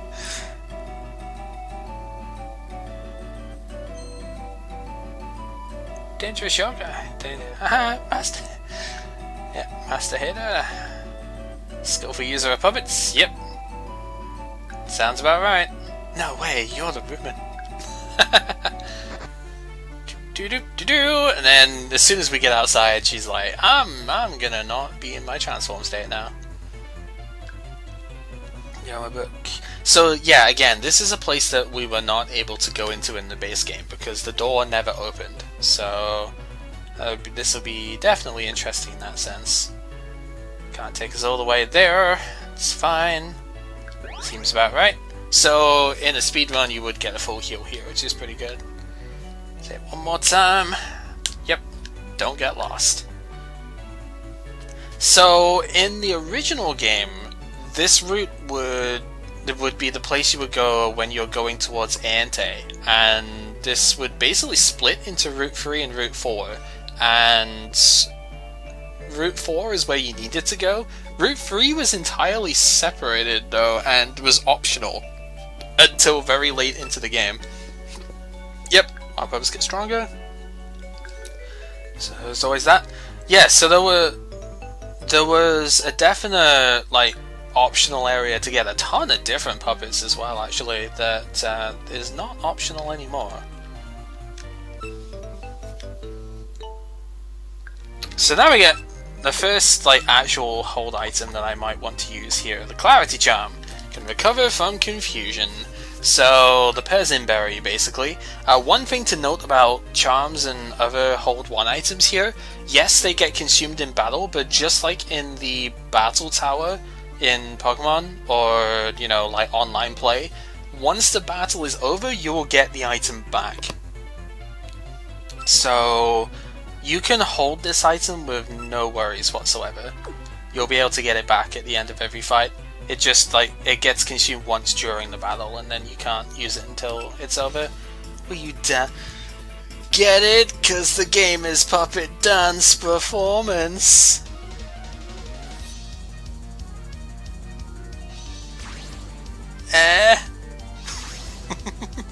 Okay, so Kokoro is normal and fighting. So being a Never type here at the moment, we are actually immune to fighting. So we don't have to worry about her extra level 7 skill. But, and this is going to come into play later on, Kokoro has got Moody. Remember this, because that is going to be very important later on. Kokoro is an evil character because of that. Making puppets dance instead of paper. Yep, she is Bidoof. Also, there's another one of these statues here. We're not going to bother with that at the moment. But again, just keep in mind that it's there. So, yep. She is not Smeargle, definitely. Definitely not Smeargle. So now we get a Dango, which is a 50 HP heal. There's a Raikou there. It's kind of cool. What are you? You are a merchant. Right. And you some... actually, yeah, I kind of want to buy some more of these. And then we can sell the useless stuff that we have here. So get some... no, the bead necklace needs to stay. This can sell, and this can sell. So we have a decent bit of extra money here. I'm going to say yes, because... And the only reason that we... Like, okay, so one thing I have to make very clear at the moment, I do not know how the Discord people handle it, and I know like the Discord people are the main like other people who play this game, those in the TPDP Discord. I do not know how they handle it. However, I am going like in battles that I will play, Moody and Evasion and like Invoke Deity / Good Luck are going to be banned because they have like Moody has the chance to raise Evasion still.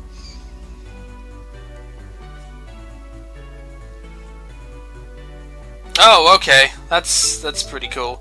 Azure. I was actually looking for the DLC last night for Monster Hunter. Kind of dating this video, I guess, a little bit, but hey, it's fine because it'll be going up on YouTube like right after. Yeah. Surprise! There's a puppet in here. It's Virgo. Yeah, I was actually looking for it yesterday, like literally last night, like 10 minutes before this this came out, type of thing. So it's kind of interesting to see that it is out that stage. So.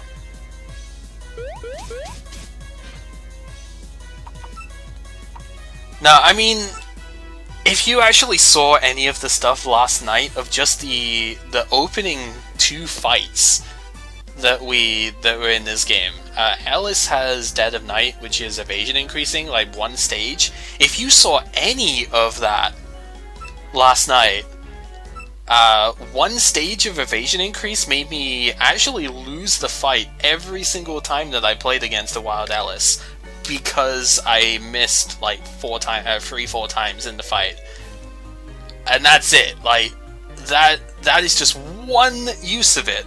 Also, you need Surf to get this item, but that is literally just 1 use of it, and I lost every single one of the fights. And I did that opening about 4 times trying to work out how New Game Plus worked, and every single one of them I lost because of that. So yeah, evasion is not something which I am remotely interested in entertaining, and because Moody can still increase evasion, I am not going to allow it in any fights that I take part in.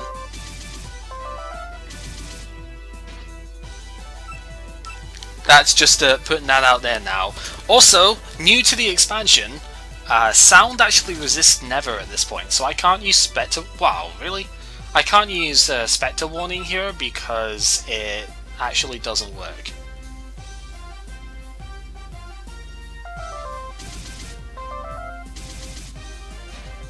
There are ways to sort of quote-unquote counter evasion in this game, so like it could be theoretically worth testing, but it's such a stupid thing in the first place that I don't think it's even worth entertaining, like at any level.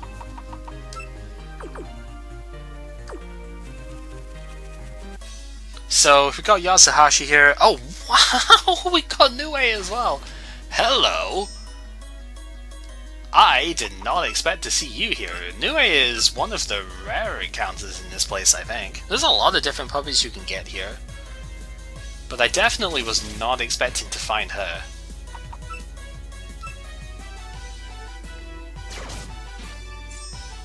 Oh, and she's got Chaos Induction. That's kind of annoying. So Confusion is a 50% chance to not move in the turn. So it's not like this was made before Gen 7, so Gen 7 nerfed Confusion to be a 33% chance to hit yourself. In previous gens it was 50%, and this is based on Gen 6, so now we have Kyoko as well. I was kind of wanting to use a Kyoko at some point, because she's kind of interesting, but I just never quite got around to it. One of the, I think it's Power Kyoko, is still pure sound, but she has the equivalent of adaptability. So she's kind of a little bit like Dragalge, I guess, in that way, where, you know, Dragalge has decent base power on its stab attacks, and adaptability like doubles it up. Yeah, Kyoko is very similar in that aspect, where she has a pretty good base power on a lot of her hits, and you can use that to your advantage. Right, so I'm going to put Mimilia out next. Since we're fighting a lot of sound types here, wind is good against sound, so we'll definitely want that out here. So there's Ben. I believe you can find Raikou on this route as well, but I remember Raikou being incredibly hard to find. I'm pretty sure you can also find Mamizo here. Oh, is that poison? Yeah, it is. Blech. I'm gonna have to go back and heal before I get too much into this.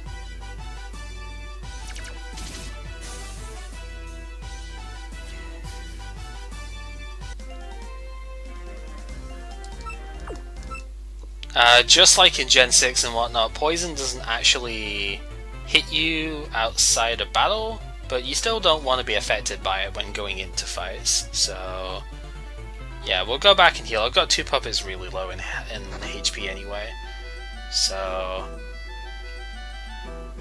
perfectly fine to go back and just take the heal here. What have you got to say for yourself? Oh, don't be rude.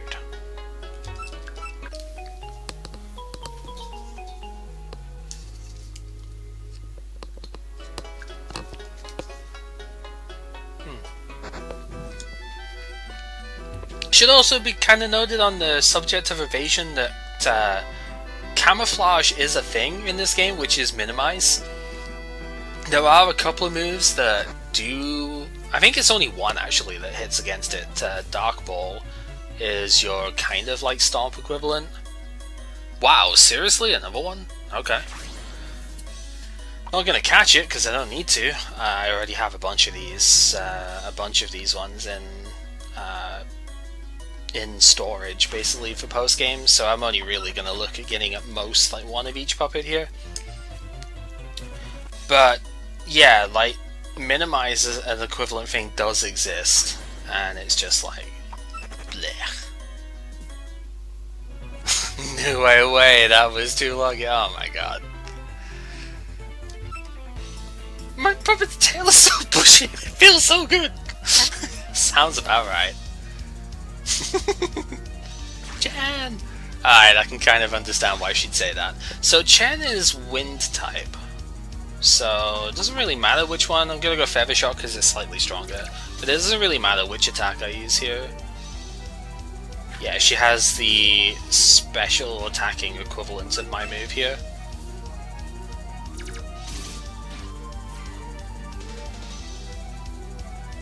So then Kagero, oh man.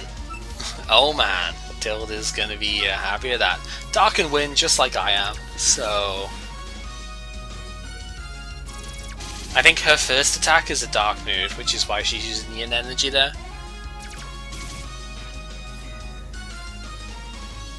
Kagero is admittedly really adorable in this one. If you've never seen her alt costume, it is I need an adult? Do you want to touch my tail too? She turned around to just do that as well. She literally just turned around like the second afterwards too. That had to have been a coincidence, but still, that's pretty hilarious. Not a puppeteer. You're letting such cute puppets fight? Unbelievable. Musical notes.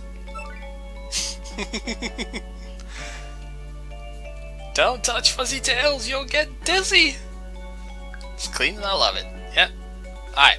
Seems good.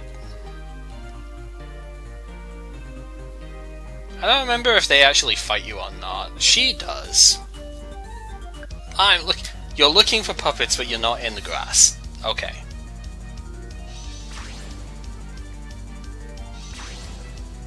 Yeah, so the fact that we have a wind attack here, we're going to do very good against the sound-based puppets that we're fighting in this area.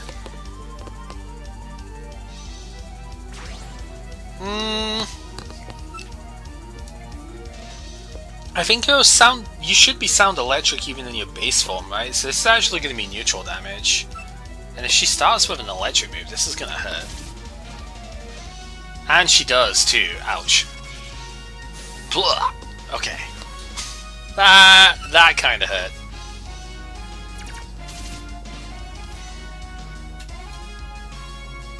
And then Yatsuhashi, also sound type. So yeah, electric resists wind as you would expect, because electric resists flying in Pokemon, so same general idea.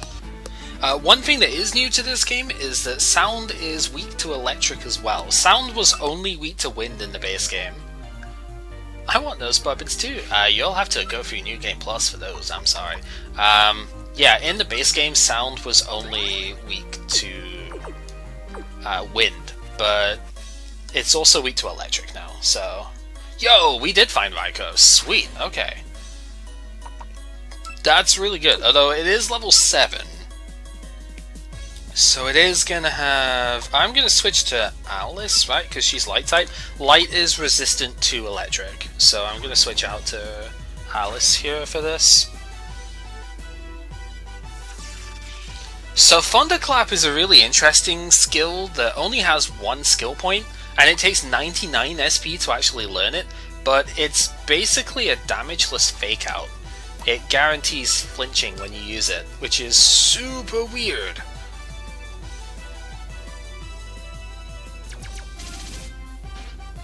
Any blatant weaknesses? Right now I'm pretty weak to electric, but when I get my style changes I won't have any blatant weak points, which is why I picked this team.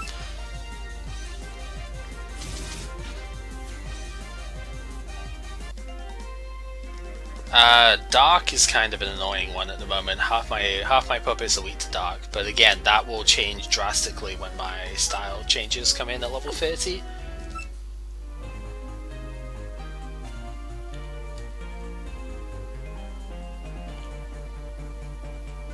So I think the only puppet that I might not have found in this area then is Mamizo.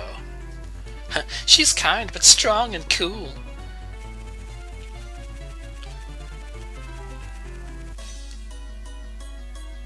Oh! Apparently Kotohime's here too. Okay, I did not remember that. Alright, well that's fine. We can seal her up as well. Kotohime is pure void. One of her styles, very unfortunately, gets wrecked by the whole competitive rule set that I want to play, because basically, at least in the base game, I don't know if they changed it in the expansion, but in the base game, one of her styles was literally Moody Pass was the only thing that it could do, well, at all, and it's such a shame because it's just really lame as a thing. I've got to think Mamizo's here. Maybe Mamizo's only on Route 4 though.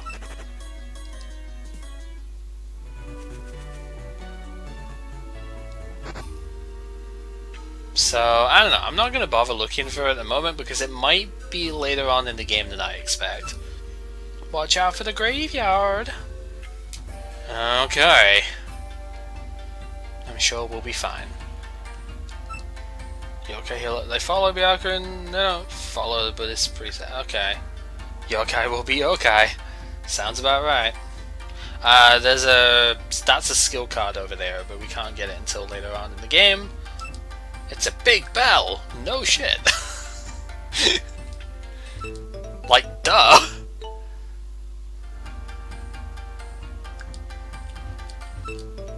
Okay, sells another thing here as well. Tells not to have liquor or meats, despite being told that we still do so anyway. Yet we are yokai after all. Exactly. Yeah. Does it have to be one side is good and one side is evil? Like, is that actually something that has to happen? Practicing choreography for an all-night suture. Oh wow, okay. Speaking of... This must be said. It has to be read because this sign is a thing.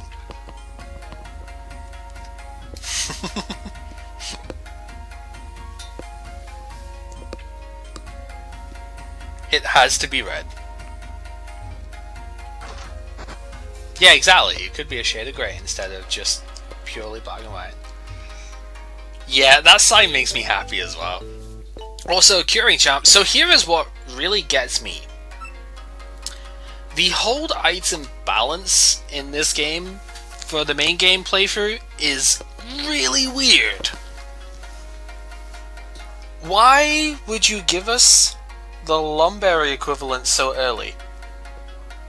We haven't actually been given any access to anything except the Persianberry, right? Why would you give us the Lumberry right now? It just doesn't make any sense, right?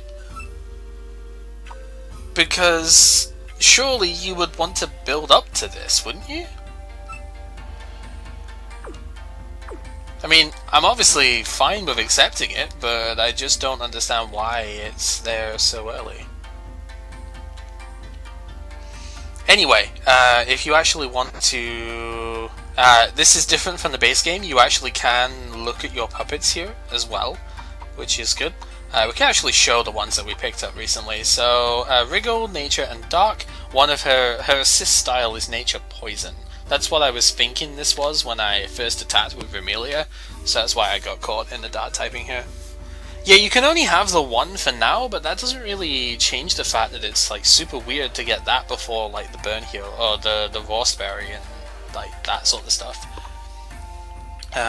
This ability is something we're going to see later on actually, because Alice is going to have this same ability. Reduces the opponent's speed after receiving an attack of 80 or more base power. That's going to come into play later on, and it's actually a really good ability. You know, you take a decent hit, but then you cut the opponent's speed down, and Alice is base 100 speed, so even though I'm using like a speed neutral nature, that's going to be really, really good later on. It did get its deserved screen time, yes, that sign had to be read. Yatsuhashi, normally sound type, one of her styles, just like Ben, her... I believe it's the defense style for both of them becomes sound in nature. Nue starts off as electric and illusion here. One of her abilities in the power style is the Hobgoblin ability, which is Zoroark's illusion, basically. There are two uses of that ability in this game. No surprises for guessing that they are Nue and Mamizo. You know. So there is a thing. So, yep, it's kind of cool. Like I was saying, 100% chance to make the foe flinch. It's on +3 priority, so it goes ahead of even stuff like the Swallow Cut, the extreme speed equivalent. But it would be stopped by puppets with the intuition ability, which block priority skills, so it's kind of weird in that sense. But yeah, just a weird skill in general. I'm not entirely sure why it's a thing, but whatever. Kyoko over here, Marvel scale is kind of interesting actually, but yeah, one of her styles has the adaptability skill, and she gets like a 120 base power stab with that, so it's pretty good.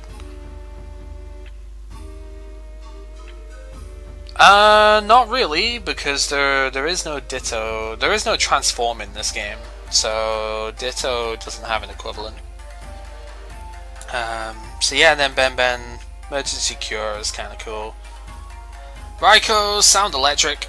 Her two basic styles are both Sound Electric, I believe. Her extra style has the warped typing instead of electric, but that's the case for quite a lot of puppets. The warp typing is restricted almost entirely to the extra styles. Two exceptions. Kawakuma changed from a dark type to a warp type in her defense style, and Power Sariel went from pure dark to dark and warped in the expansion. Nobody else uses warped from the base game unless they're in their extra style. Discord tested overwhelm its enemy only. Okay, yeah, that's what I expected. Wow, this Kodahime is terrible. That's what I expected, so it's fine. Also here, if you don't want to deposit your puppets and heal them that way, it says, I'm currently absent, please make yourself at home. So we'll take a break, get ourselves healed up, and we'll be able to move on. So this and this are different from the base game. You did not get any way of healing here, and you did not get any way of looking at your puppets in this area. So definitely worth it to have like that sort of thing around here, because this place, again, this was a detour from the main path in the original game. And to not have a heal spot here was actually really bad when you think about it. So in this particular grass patch you will find or in this area of it, you will find the UFO cast. Outside of Nue and obviously Kyoko is Toho 13, but she is part of the Mioran crew at this point. You won't find Kogasa here. We'll find Kogasa when we go through to the graveyard. Which I guess is a reference to her appearance in Toho 13 as well, actually. Because in Toho 13 she appears in stage 3, which is when you're going through the cemetery. She appears as the mid-boss there. She basically asks you about defeating Yoshika, because apparently only the player can win via timeout. Other yokai can't win by timeout, supposedly. And the player just goes, now I can take out both yokai. You know, because they're kind of a dick. So it's like, heck yeah, I'll beat you up and then I'll beat up the one that you're complaining about. So I'm not going to spend too long looking for Byakuren in here, because Byakuren is the rare encounter at like 5% or so. At least she was 5% in the base game. I don't see any reason why she'd be any different here. But Murasa, Sho, and yeah, we've seen Ichirin. So Murasa, Sho, Byakuren, those are the other 3 that we'd be looking for here.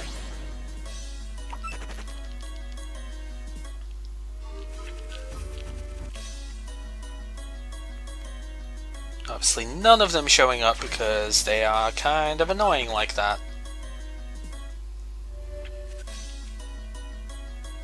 There's Murasa. Speed Murasa is still one of the more terrifying sweepers to me. At least one of the sweepers that I tend to find the best. Or one of the better ones. She actually got a type change in the expansion though. She used to be pure water in the base game, but now she is water and sound, which makes her more weak to electric, but gives her a secondary stab too, which is really good.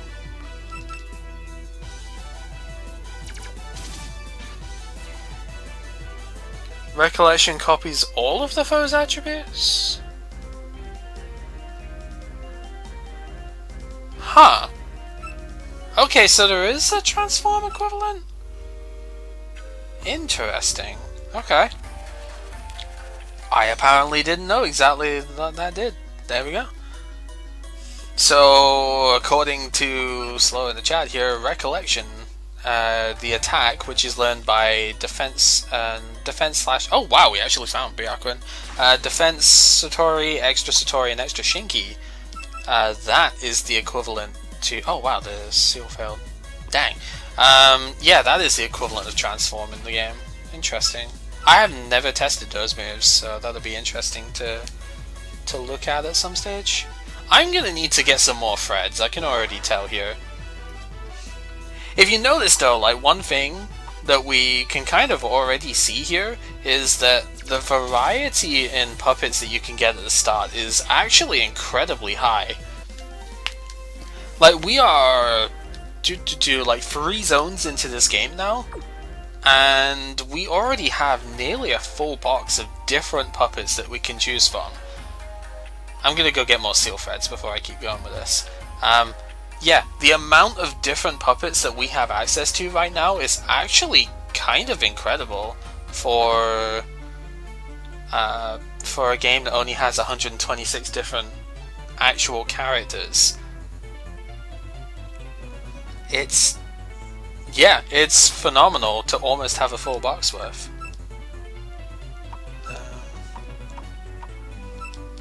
Yes, I'm just gonna get a ton of seal threads here. Because if they're gonna potentially start failing on me, then I need to get them in high numbers here. Yeah, because we've got a bunch here, and then we're gonna get another half dozen or so from the cemetery. Actually has another. Okay, for us, we've already got 2 of them. But there's another like 5 different puppets in the cemetery. There's Sho. So I think we got everybody from here.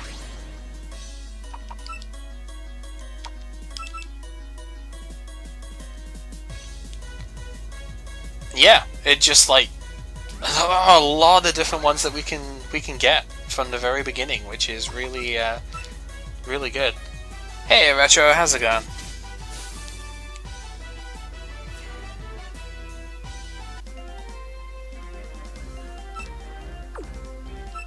Sho should be given a nickname, right? No. So we'll go ahead, heal up again here real quick before going into the cemetery, because there are a lot of fights in the cemetery to do, including our first couple of character battles too, other than, you know, like, just random ones as opposed to the Liberation Front. There are a couple of actual characters that we get one fight with in this place.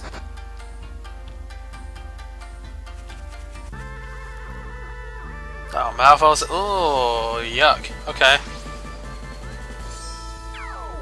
Okay, so Kagasa either has Intimidate or a special version of Intimidate. I didn't pay attention to which one that was, but I guess it doesn't really matter that much. Freaking bubbles! Sometimes Kiv says some funny stuff and it's worth looking at. Oh, it must have been the one to lower attack. Okay. Kagasa is a kind of interesting one. Her extra style is very, very different. Like, even more so than most of them. So we have a new skill for Amelia, which is a weather skill. So I might actually teach this at the moment, even though it's not that amazing. Just because, you know? This is... So, Rain Dance and Sunny Day are not water and fire equivalents in this game, they are light and dark. Because light and dark are actually super effective against each other, so this is much more of a yin-yang thing than fire and water would be. She does have Vanishing Act actually as a main thing here, so I guess it would kind of make sense to teach it even if I'm not going to use it that much. Vanishing Act is the Sand Veil equivalent in Pokemon. Although Sand Veil is actually a thing in this game as well, so whatever. So, among the puppets you can get here, you can get Mima, and you can get Yomu, you can get Yuko, and you can have Yoshika as the other one. Yuko is pretty rare, Yomu is kind of middling. It's very rare to find Mimo like 5% or something, and it's pretty common to run into Gogasa. I mean, yeah, I want to say yeah. Obviously, we haven't really done enough stuff to say, but I would want to say yeah, because I still think it would be pretty cheap to be running that personally. But again, we haven't really done enough for it. There are some different battle musics for different areas. Yeah, like the caves tend to have a different one. There are a few unique locations that have different battle music.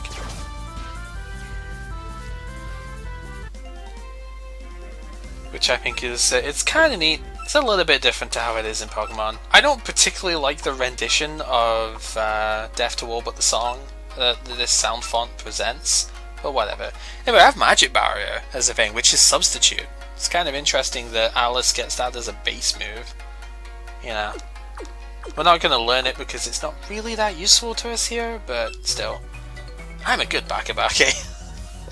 Good for you.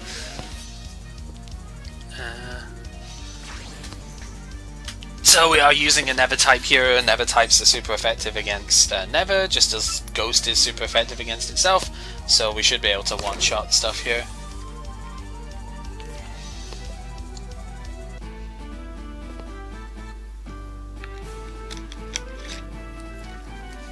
I don't think anything has got like a combo equivalent there, no. And every single puppet, with like 3 exceptions, have got 2 abilities, and those exceptions are all like negative skill ones. Yo, Majavik, how you doing? Oh, you're tired? Oh. Still good to see you, man. Good to see you. A puppet just jumped out! Oh no! So we get another Kisame. I don't need to catch this though. I already have one of these. It can't get one hit KO'd though, so at least one of its abilities is Indomitable. This one can though, okay. It has one ability where it can't get one hit KO'd, so I was thinking that was going to be what it did there, but whatever. So now we have Scorn, which is Spite in Pokemon. Work week done, school work weekend, full effect. It's a thing. Ah well. So now we have Kogasa! Look at that face! Boo! Look at that face! So this is a quote-unquote boss battle here. This is the boss battle music that you normally have.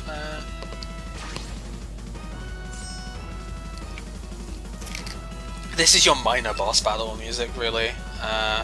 So Light of Origin because sound type.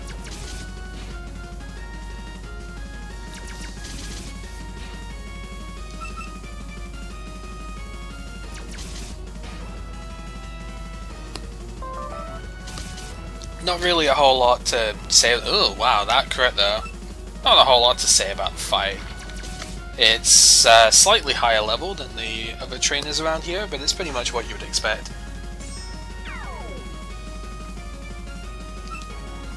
Which stat did she I didn't even see which stat she decreased. I guess I don't really care that much. Must have been physical attack. I foam bubbles! Almost got the kill. Not quite. Not quite good enough.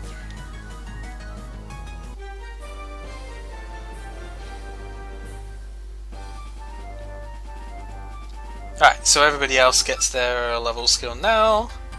What? You should at least try and look surprised. Make things interesting. Alright, let's get everybody else their skill here. So, Bad Moon! Raisin never becomes a Dart type, but this is a Moon attack, I guess, so she can learn it because, you know, it's the Moon. Veil of Water is... I guess this is a damaging form of... Mist, is it? In Pokemon? Like, I know the item is Guard Spec. I think this is Mist, right? But with 40 base power attached to it as well.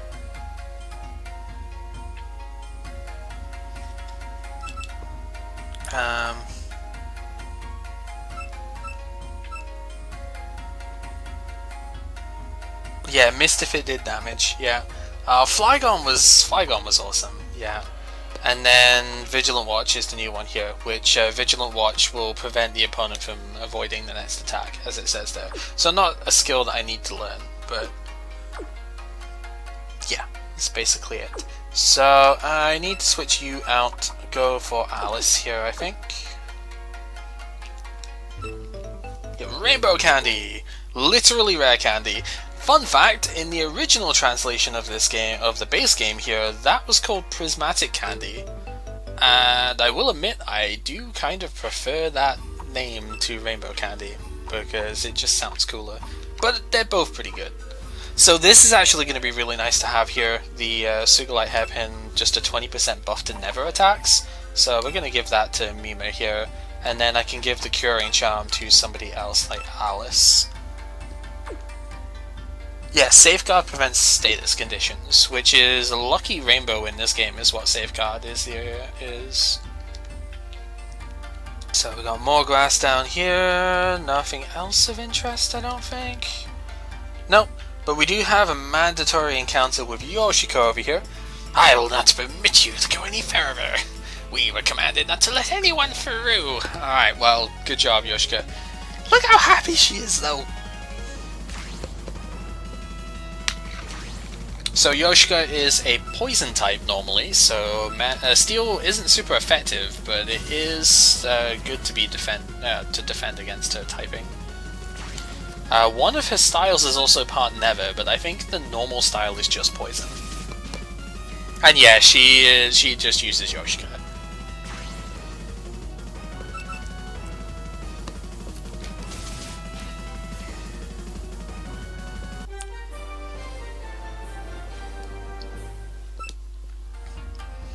I'm done for! She used to say defeated, and Kib was pretty much into that, but also we get a contract, that said metal noodle. No, instead of metal needle. So this is your Great Ball equivalent in this game, so we're already starting to find some of those in the land. So now we have the cave over here. This cave used to contain all of the Touhou 13 cast outside of Kyoko, because we already saw her outside. But now it's been rebalanced a bit because this area has been expanded compared to what it was in the base game.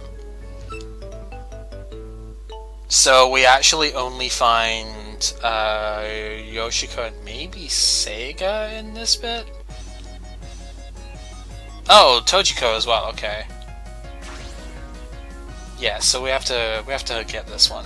Tojiko is actually legitimately good in this game. Like, there's a couple of really good Tojiko styles.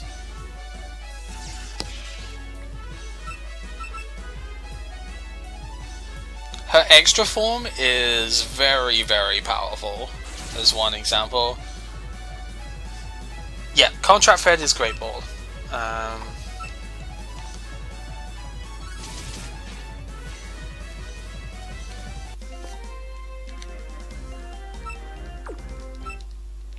So I know we aren't going to see Futo here. I believe we can see Seiga in the next bit, but we can get it here as well.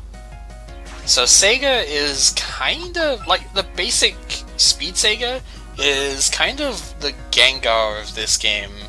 If Gengar had less special attack and had Magic Bounce instead of Levitate. Or now it's not Levitate obviously, but yeah, Seiga is kind of versatile like Gengar. Has a lot of the same sort of moves, has enough coverage to run with, but has Magic Bounce, which is pretty good. And also has Calm Mind, I think, as well in the speed form, which is quite fun. So yeah, this is an entirely new area compared to what we could have had in the base game, because that door never opened in base, and it was very sad. I actually should save. I haven't saved in like the entire stream, so I should probably save. Look at the reflections here too. Like, this game might look primitive, but my god, the effects that it has are actually really pretty. Oh, what are you up to in such a place? I guess that child couldn't stop you. Yep, Yoshiko being referred to. Winky face. Sega. Even if I have nothing against you, I'll attack you anyway. Gensokyo in a nutshell. Even if I have nothing against you, I'll attack you anyway.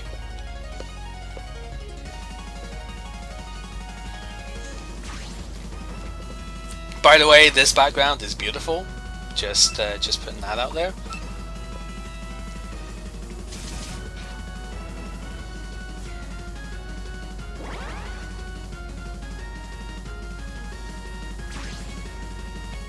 So the special attack buff is about a 20% proc from the move here from Metal Needle. So we're getting, it's nice and lucky to get it, I guess.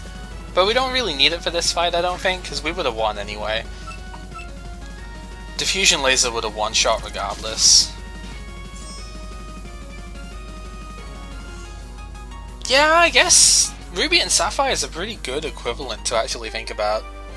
Like, this feels like it looks a little bit like an upscale Ruby Sapphire, huh? Quite the amazing puppeteer, aren't you? The new disciple, huh? It was meaningless to stop you. Oh! Musical notes! Please do as you like! Alright. Let's get a little bit of healing on here. Should be fine otherwise. Yeah, well, we can do this. So, I really like the music for this place. It is super sweet. What I don't like is the fact that there's an item that you need surf, or the boat, but basically you need surf to get an item here. I really don't like that fact. That's super annoying. But whatever. This is where you get Futo, Miko, and I believe also Sega, but Futo and Miko definitely show up here specifically. This is going to be resisted, which is why I'm going for this first, because I want to see how much this does beforehand. I'm probably not going to kill actually with the other thing, so we'll just use another one. Nightwind is resisted here. So, not really taking too much damage at the very least. Futo is actually really powerful for this stage of the game. She has the Strategist ability, which is the equivalent of Technician in this game. So moves with 60 base power or less, like Foam Bubbles over here, get a 50% attack buff. So she actually basically has 90 base power moves at the start of the game, which is absurd when you think about it.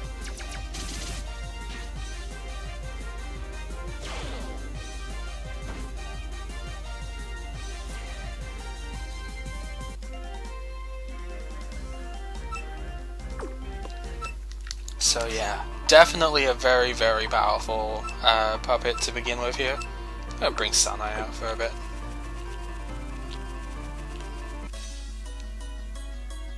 So hopefully we'll find Miko as well. Miko is the rare for this place, so kind of not necessarily expected to find her, but it would be good if we did.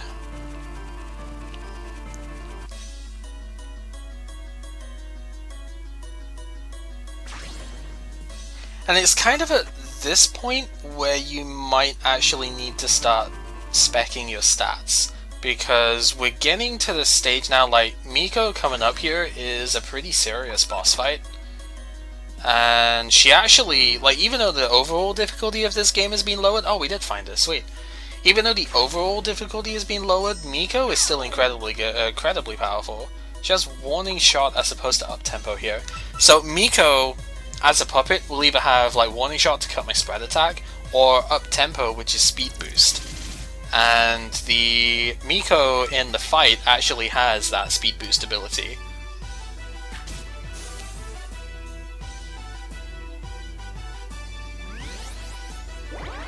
So she is pretty powerful, but she's sounding light, which I think I have decent enough attacks against here. I have weakness against sound a little bit, but Sanai should be good enough, because Sanai resists both of those attack types and can hit her super effective with Westerlies, as you've seen there. So Sanai should be able to handle it. Again, I love the music in this area. I don't really have healing though, because I haven't bought any healing items.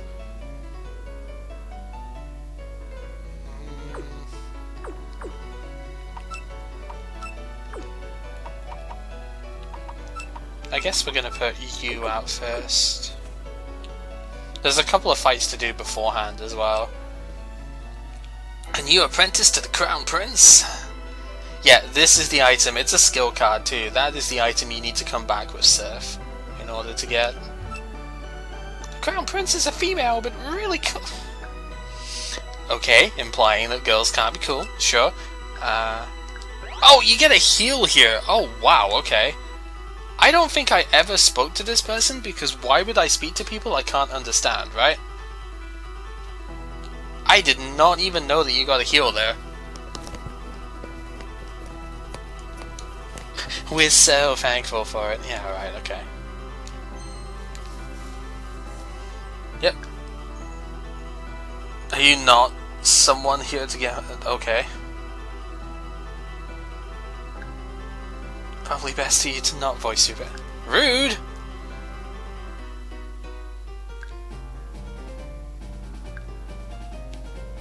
Rude!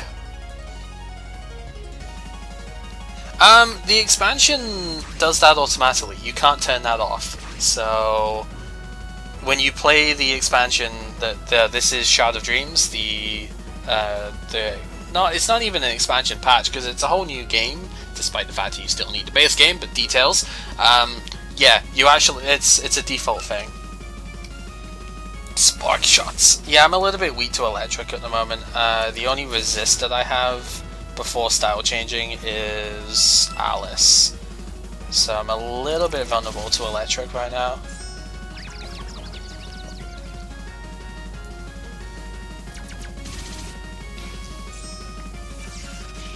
30% chance to be shocked, not even paralyzed, shocked from thing. Okay, so that gives me a good chance to actually describe that, because in the original game, paralysis was a one slot status, and that was it. You couldn't double paralyze, but shocked is your double paralysis state, and basically paralysis is Gen 6 level in that it cuts your speed to a quarter, but paralysis in this game doesn't stop you from moving. Neither does shocked actually. What shock's extra effect is that it stops you from avoiding attacks, which is obviously very different from the paralysis that you'd be expecting, like not being able to attack. Okay, I'm gonna have to switch out here. But it's okay, because there's a heal right here as well. That heal makes this so much easier to work with, though.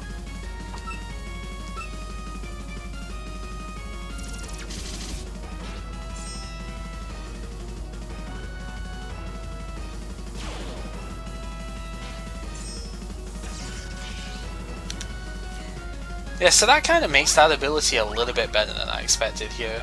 So this will be the first instance where we've seen the Curing Charm get used, and don't get too happy, just don't get too cocky, Star Fox.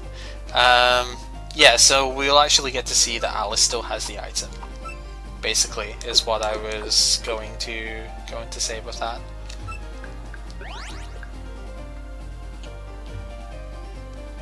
That's not something we've gotten a chance to see yet, but I did, like I described it earlier, but we didn't get a chance to actually see that was the case, so glad that we did. What are you gonna say for yourself? Only that wall tunneling hermit occasionally passes by. Okay. My name is Mononobe no Futo, though I have been called. Yeah, so that's not a mistranslation. That is actually like her dialect here. Thou art the miscreant who stole the object of importance from our crown. No, we're not.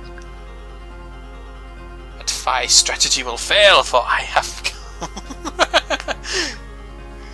Very well, and prepare thyself to know the power of this fusion of the secret art of the Mononobe and the way of the Tao in puppets for some reason. Yeah. So never does resist illusion, but we have a dark attack here, so...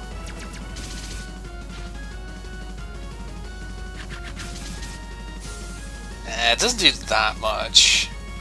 Raisin isn't that powerful at the start here. 20% chance to badly poison that move has, kind of annoying. But then, like, so Raisin's a little bit weak at in the opening here, but when she style changes, she's going to be amazingly good. Really damn fast and pretty powerful to go with it too. And now Futo. Futo is wind and... oh wow, did she just... Oh, that's why this is weak, because it's a spread move. I'm gonna need to just hot switch here. Yeah, Futo is wind and water. So the same as my Sanae is. So steel does resist wind, so that will not do very much. And now this will hit for neutral damage, so we'll go with that. Yeah, nice crit though.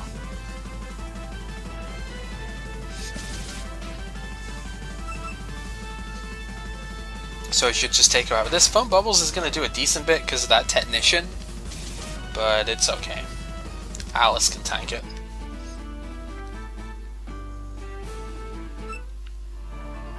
Alas, 'tis a loss of mine own. That face though, those eyes. Mine apologies, Crown Prince, for I have expended too much of mine power in this skirmish. Rousing her spirit of advantage from Yonkon. Oh my god.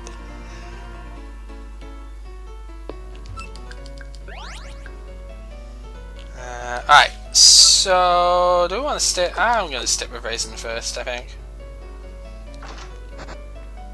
Also, you don't have to just go straight up to Miko here. There is a puppet box here, so we'll get to see the stats and stuff. Also, it's a mirror, but you don't get to see the reflection. Yeah, so we're already onto our second box of stuff here. Granted, I did start with 6 puppets, but like 2 of these I could have caught by now. So we'd be very, very close to a full box here of stuff, which is pretty good. Baka. Yeah. So there's a lot that we haven't actually looked at, right? So starting from Ichirin here. Ichirin's kind of what you'd expect, a pure fighter. She is the no-guard user of this game, which, or the main no-guard user I should say. There is one other one that actually got nerfed in the expansion.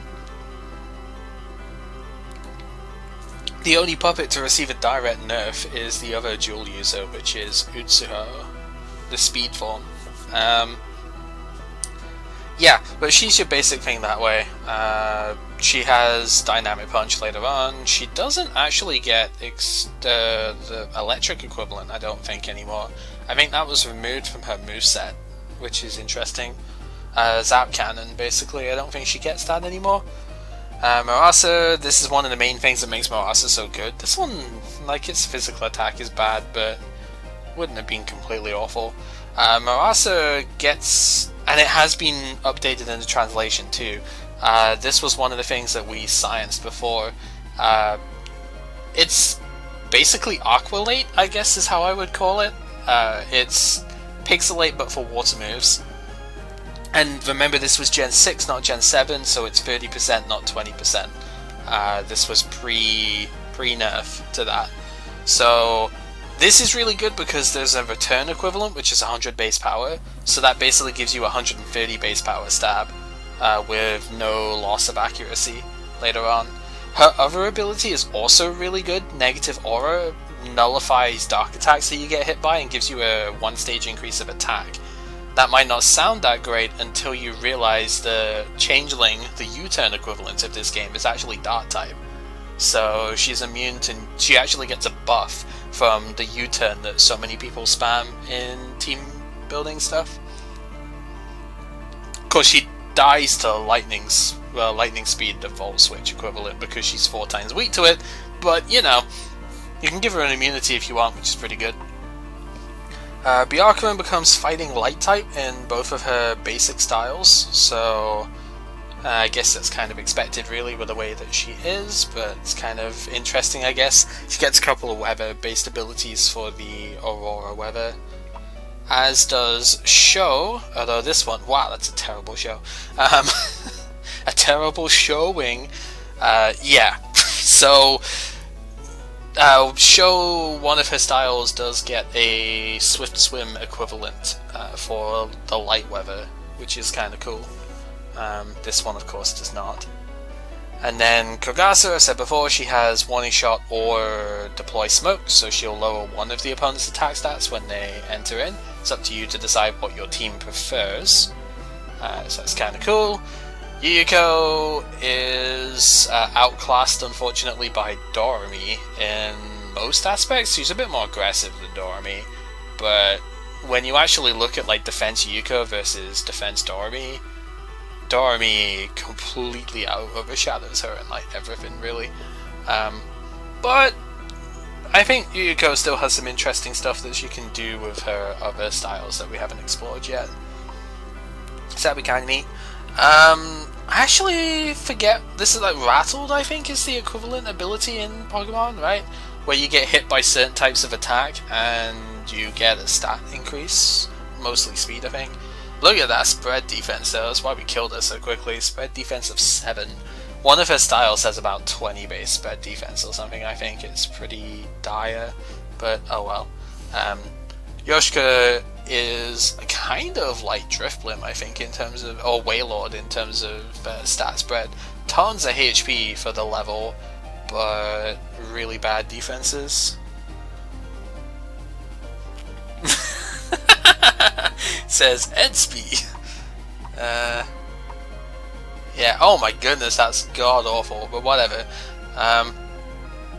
Alright, that might actually need to get changed as well. 30% chance to become paralyzed from any attack, but we saw that it was actually the shock status, which is different from paralysis. Like, shock is double paralyzed. So that might actually be something to note down and tell them as well. Electrification shocks, not paralyzes. So maybe that's something to tell the Discord as well, if we're looking for like notes to tell them, to the potential updates, right? Because this is version 1 of the patch, there might well be updated stuff later on, right? So yep, there's, oh, that's not completely terrible. I mean, it is pretty bad, but it's not like the worst I've ever seen. For Sega, Curse Return is Magic Bounce, absolutely amazing ability, very good to have it on something that's decently quick too.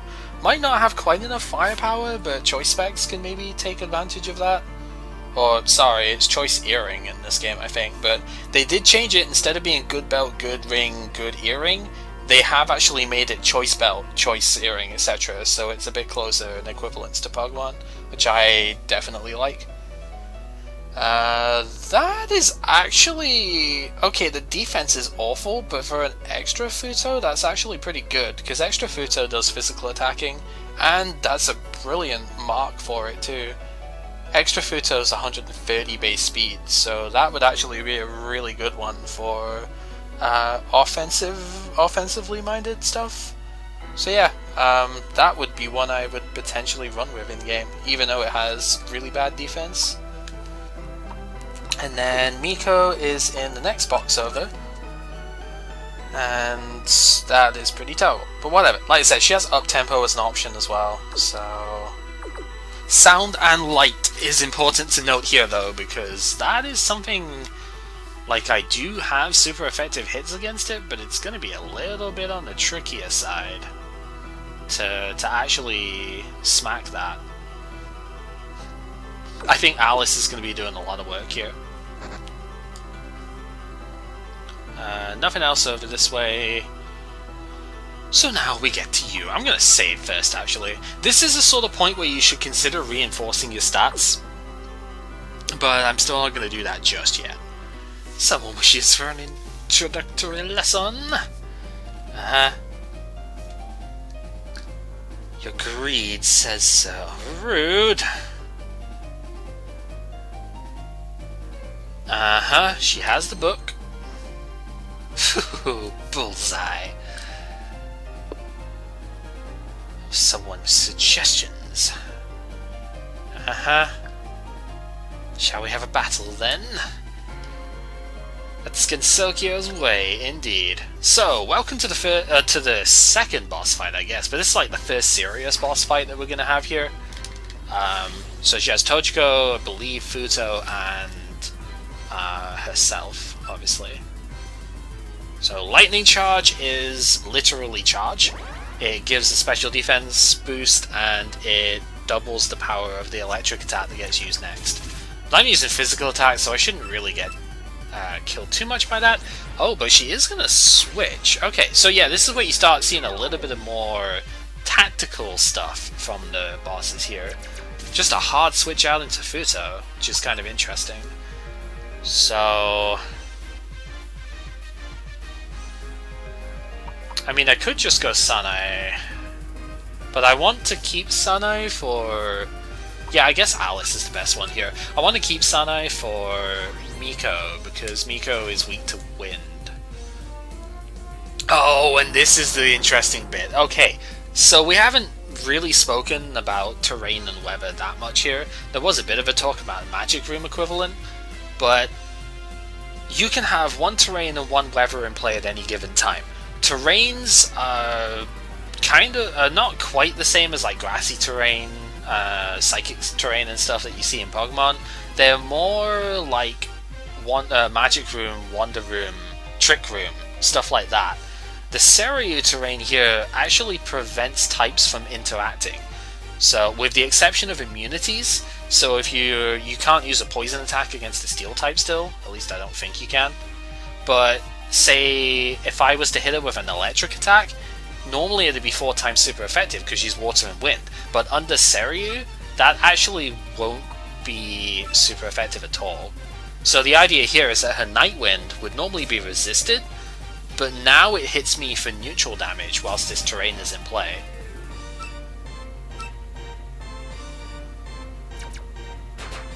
So she did a lot more damage there than I would have liked.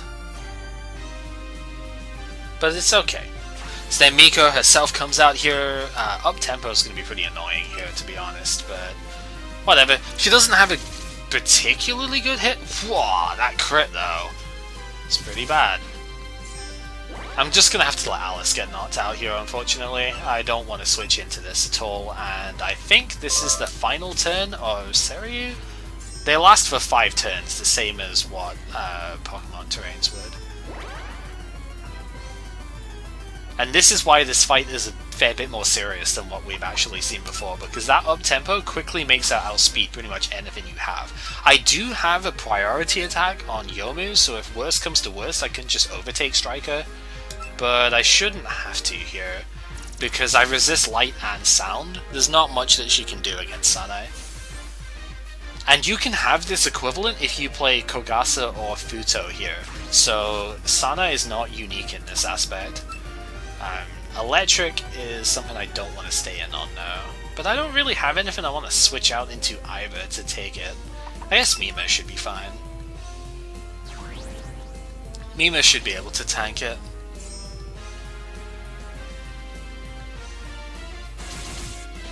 Oh, not as well as I thought. Okay. Oh, and she's got Ghost Trick, super effective hit. Whatever, sorry Mima. Whoops. Alright, so that means she's gonna hit Yomu super effectively then. I guess I just go Raisin.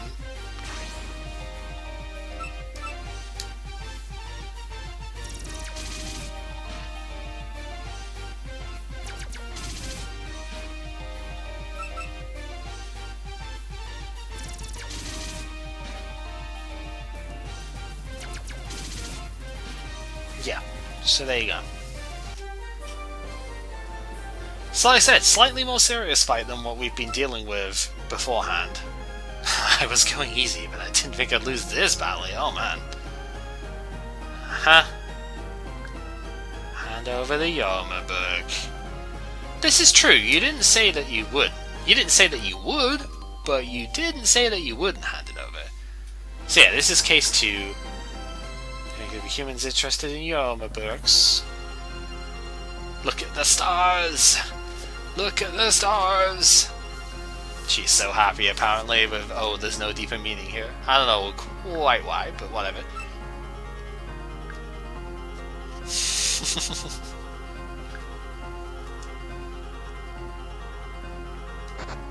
So yeah, we got the first clue for the case. We can indeed. We can heal outside. I don't need to heal in here. Yeah, first instant case picked up for the thing here. So again, really nice that there's a heal point here. I did not know that before because again, couldn't understand stuff, so I didn't actually speak to that person. So the last thing I want to get food. I know we've been going for a decent bit here. So the last thing I'm gonna do real quick is I'm gonna go back and I'm actually gonna have that book read by Kosuzu, and then we can stop for now and probably reconvene tomorrow because with Azure did say that Monster Hunter Charm Finder thingy quest is actually released at this point, and I kind of want to try it, not gonna lie, so I think we'll reconvene with this tomorrow. But it's a pretty good start for the story here, and hey, Mamizo. Except, apparently we don't know that it's Mamizo now. So her hair, I just realized how short her hair is compared to what it was in that other form. Oh my, seems this is your first time seeing me in this form. What's this here yokai, Mamizo? Uh-huh. Look at her tail! Yeah, you gotta look for these books on your own. No idea where any more could be either. Alright. End of our little chat. Well, alright then. Maybe we will. Who knows? Yeah, I'm pretty sure there's no other puppets that I need to get right now. Again, the only other one that might be is Mamizo on Route 3, but I don't think that she is there, actually. Did I get... I must have gotten the thing there, okay. Also, kind of nice that they went with the "I'm done for" thing for Yoshika there, because that's what she says in her fight when you beat her in 10 Desires. So it's kind of funny that they actually went with that.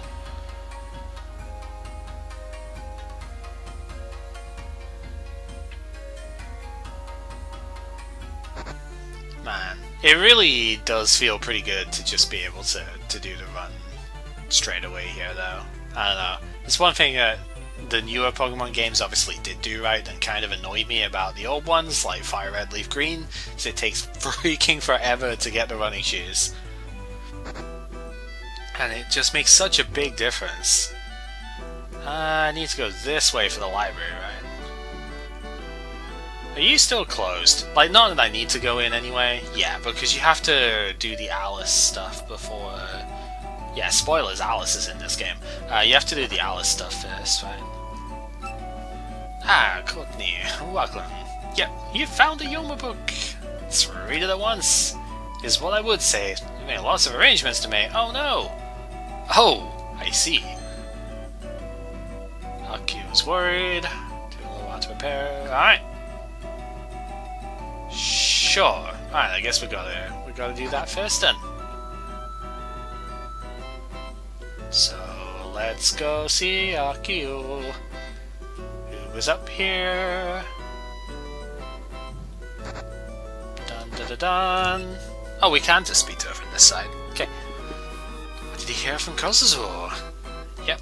Puppets are affected by Yoma books, maybe. Yep, it's not just coming from the village. Huh? Might just be the right time. Time for investigation! Searching outside will get information quicker. Yep. Puppets should be safe. Sure. Even researching will still take some time. So now we finally get the Pokédex. You know, like, we have literally gone through our first major boss fight and never got the Pokédex. Using a mysterious power. Sure. She's very happy about that. Yep, Corindo is next. Prepare some tools. Yep, because Renosuke is good at that. Go up against Forest of Magic. Will do. So yeah, now we finally have this. And this is where what I was trying to show before, the cost of the puppets. So the cost is directly proportional to the base stats of the puppet, and the higher the cost, the more experience it takes to level up. So we see Mima here has 120 cost, which is the highest you can get. It goes between 80 and 120. Someone like Kotohime with a really low base stat total has a cost of 80, takes much less experience to level up. However, it has been normalized a little bit in the expansion. The gap between 80 and 120 is much lower in the expansion than it was before. So even though it's still, like, you're probably seeing it, that Alice, who had quite a bit of use in that last area, has leveled up way faster than anybody else there, because Alice has the tied for the lowest cost at 100 in this party here. I didn't pick people with high cost on purpose. I picked people that were playable in games. Alice was playable in Perishable Night, so, you know, that's effectively it. But yeah, so like, most of the puppets you get in the early game are really low cost, but stuff like your main Vermilia, you know, Yomu's 100, but Yuko with a really high base stat total is 120. Kiane is a bit higher at 90, but still fairly low. Raisin, I think Raisin used to be 110, but has been... No, that might have been Sana actually. There's one of them was 110 that got lowered to 100. And I know Satori's cost got lowered to 90 for some reason. Yeah, Sanai's also cost 100. So I have two puppets that are 120, and then the others all cost 100, which is pretty interesting. But yeah, like Byakuran, even Byakuran's only cost 110, so it's kind of surprising in that way. You'd expect her to be a 120, but she doesn't have that higher total. Seiga being 110 is kind of annoying in a way, but yeah, even stuff like Miko, not as high as some of the others. Even Sukuna is only a 110. There are a couple of moves that do more damage based on the cost of the opponent. Tumble Plant and Conflagration, I think. And then there's also a steel one too, but I don't remember what it was. Like Clearing Mist or something, I think it was. Might have been changed now, I don't know. But they deal more damage to higher cost puppets. So kind of like Grass Knot or Low Kick? Yeah, Low Kick's the other one for that, so yeah. Anyway, let's go read that Yoma book, and then we will be done for just now. I think this is a pretty good place to stop, to be honest. We've done quite a lot in this first part here.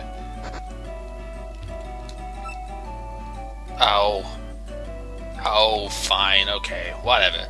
We'll do that later on then. It's all good. Don't feel bad for us, because you do you. You gotta get yourself sorted out. So, with that said, like I said, we are done for just now, so take it easy. Thank you very much for watching the first part here. Hopefully you guys have enjoyed yourselves. If you have, we will be playing this tomorrow as well. I can definitely say that. Don't know exactly when. It might be during the afternoon, it might actually be basically starting now. Depends what's actually going on and how bored I get, I guess. But yeah, we'll definitely have a crack at it, so make sure you stay tuned for that, because this is going to be pretty fun. That's all I can say. So, yep, until next time, take care everyone. Bye!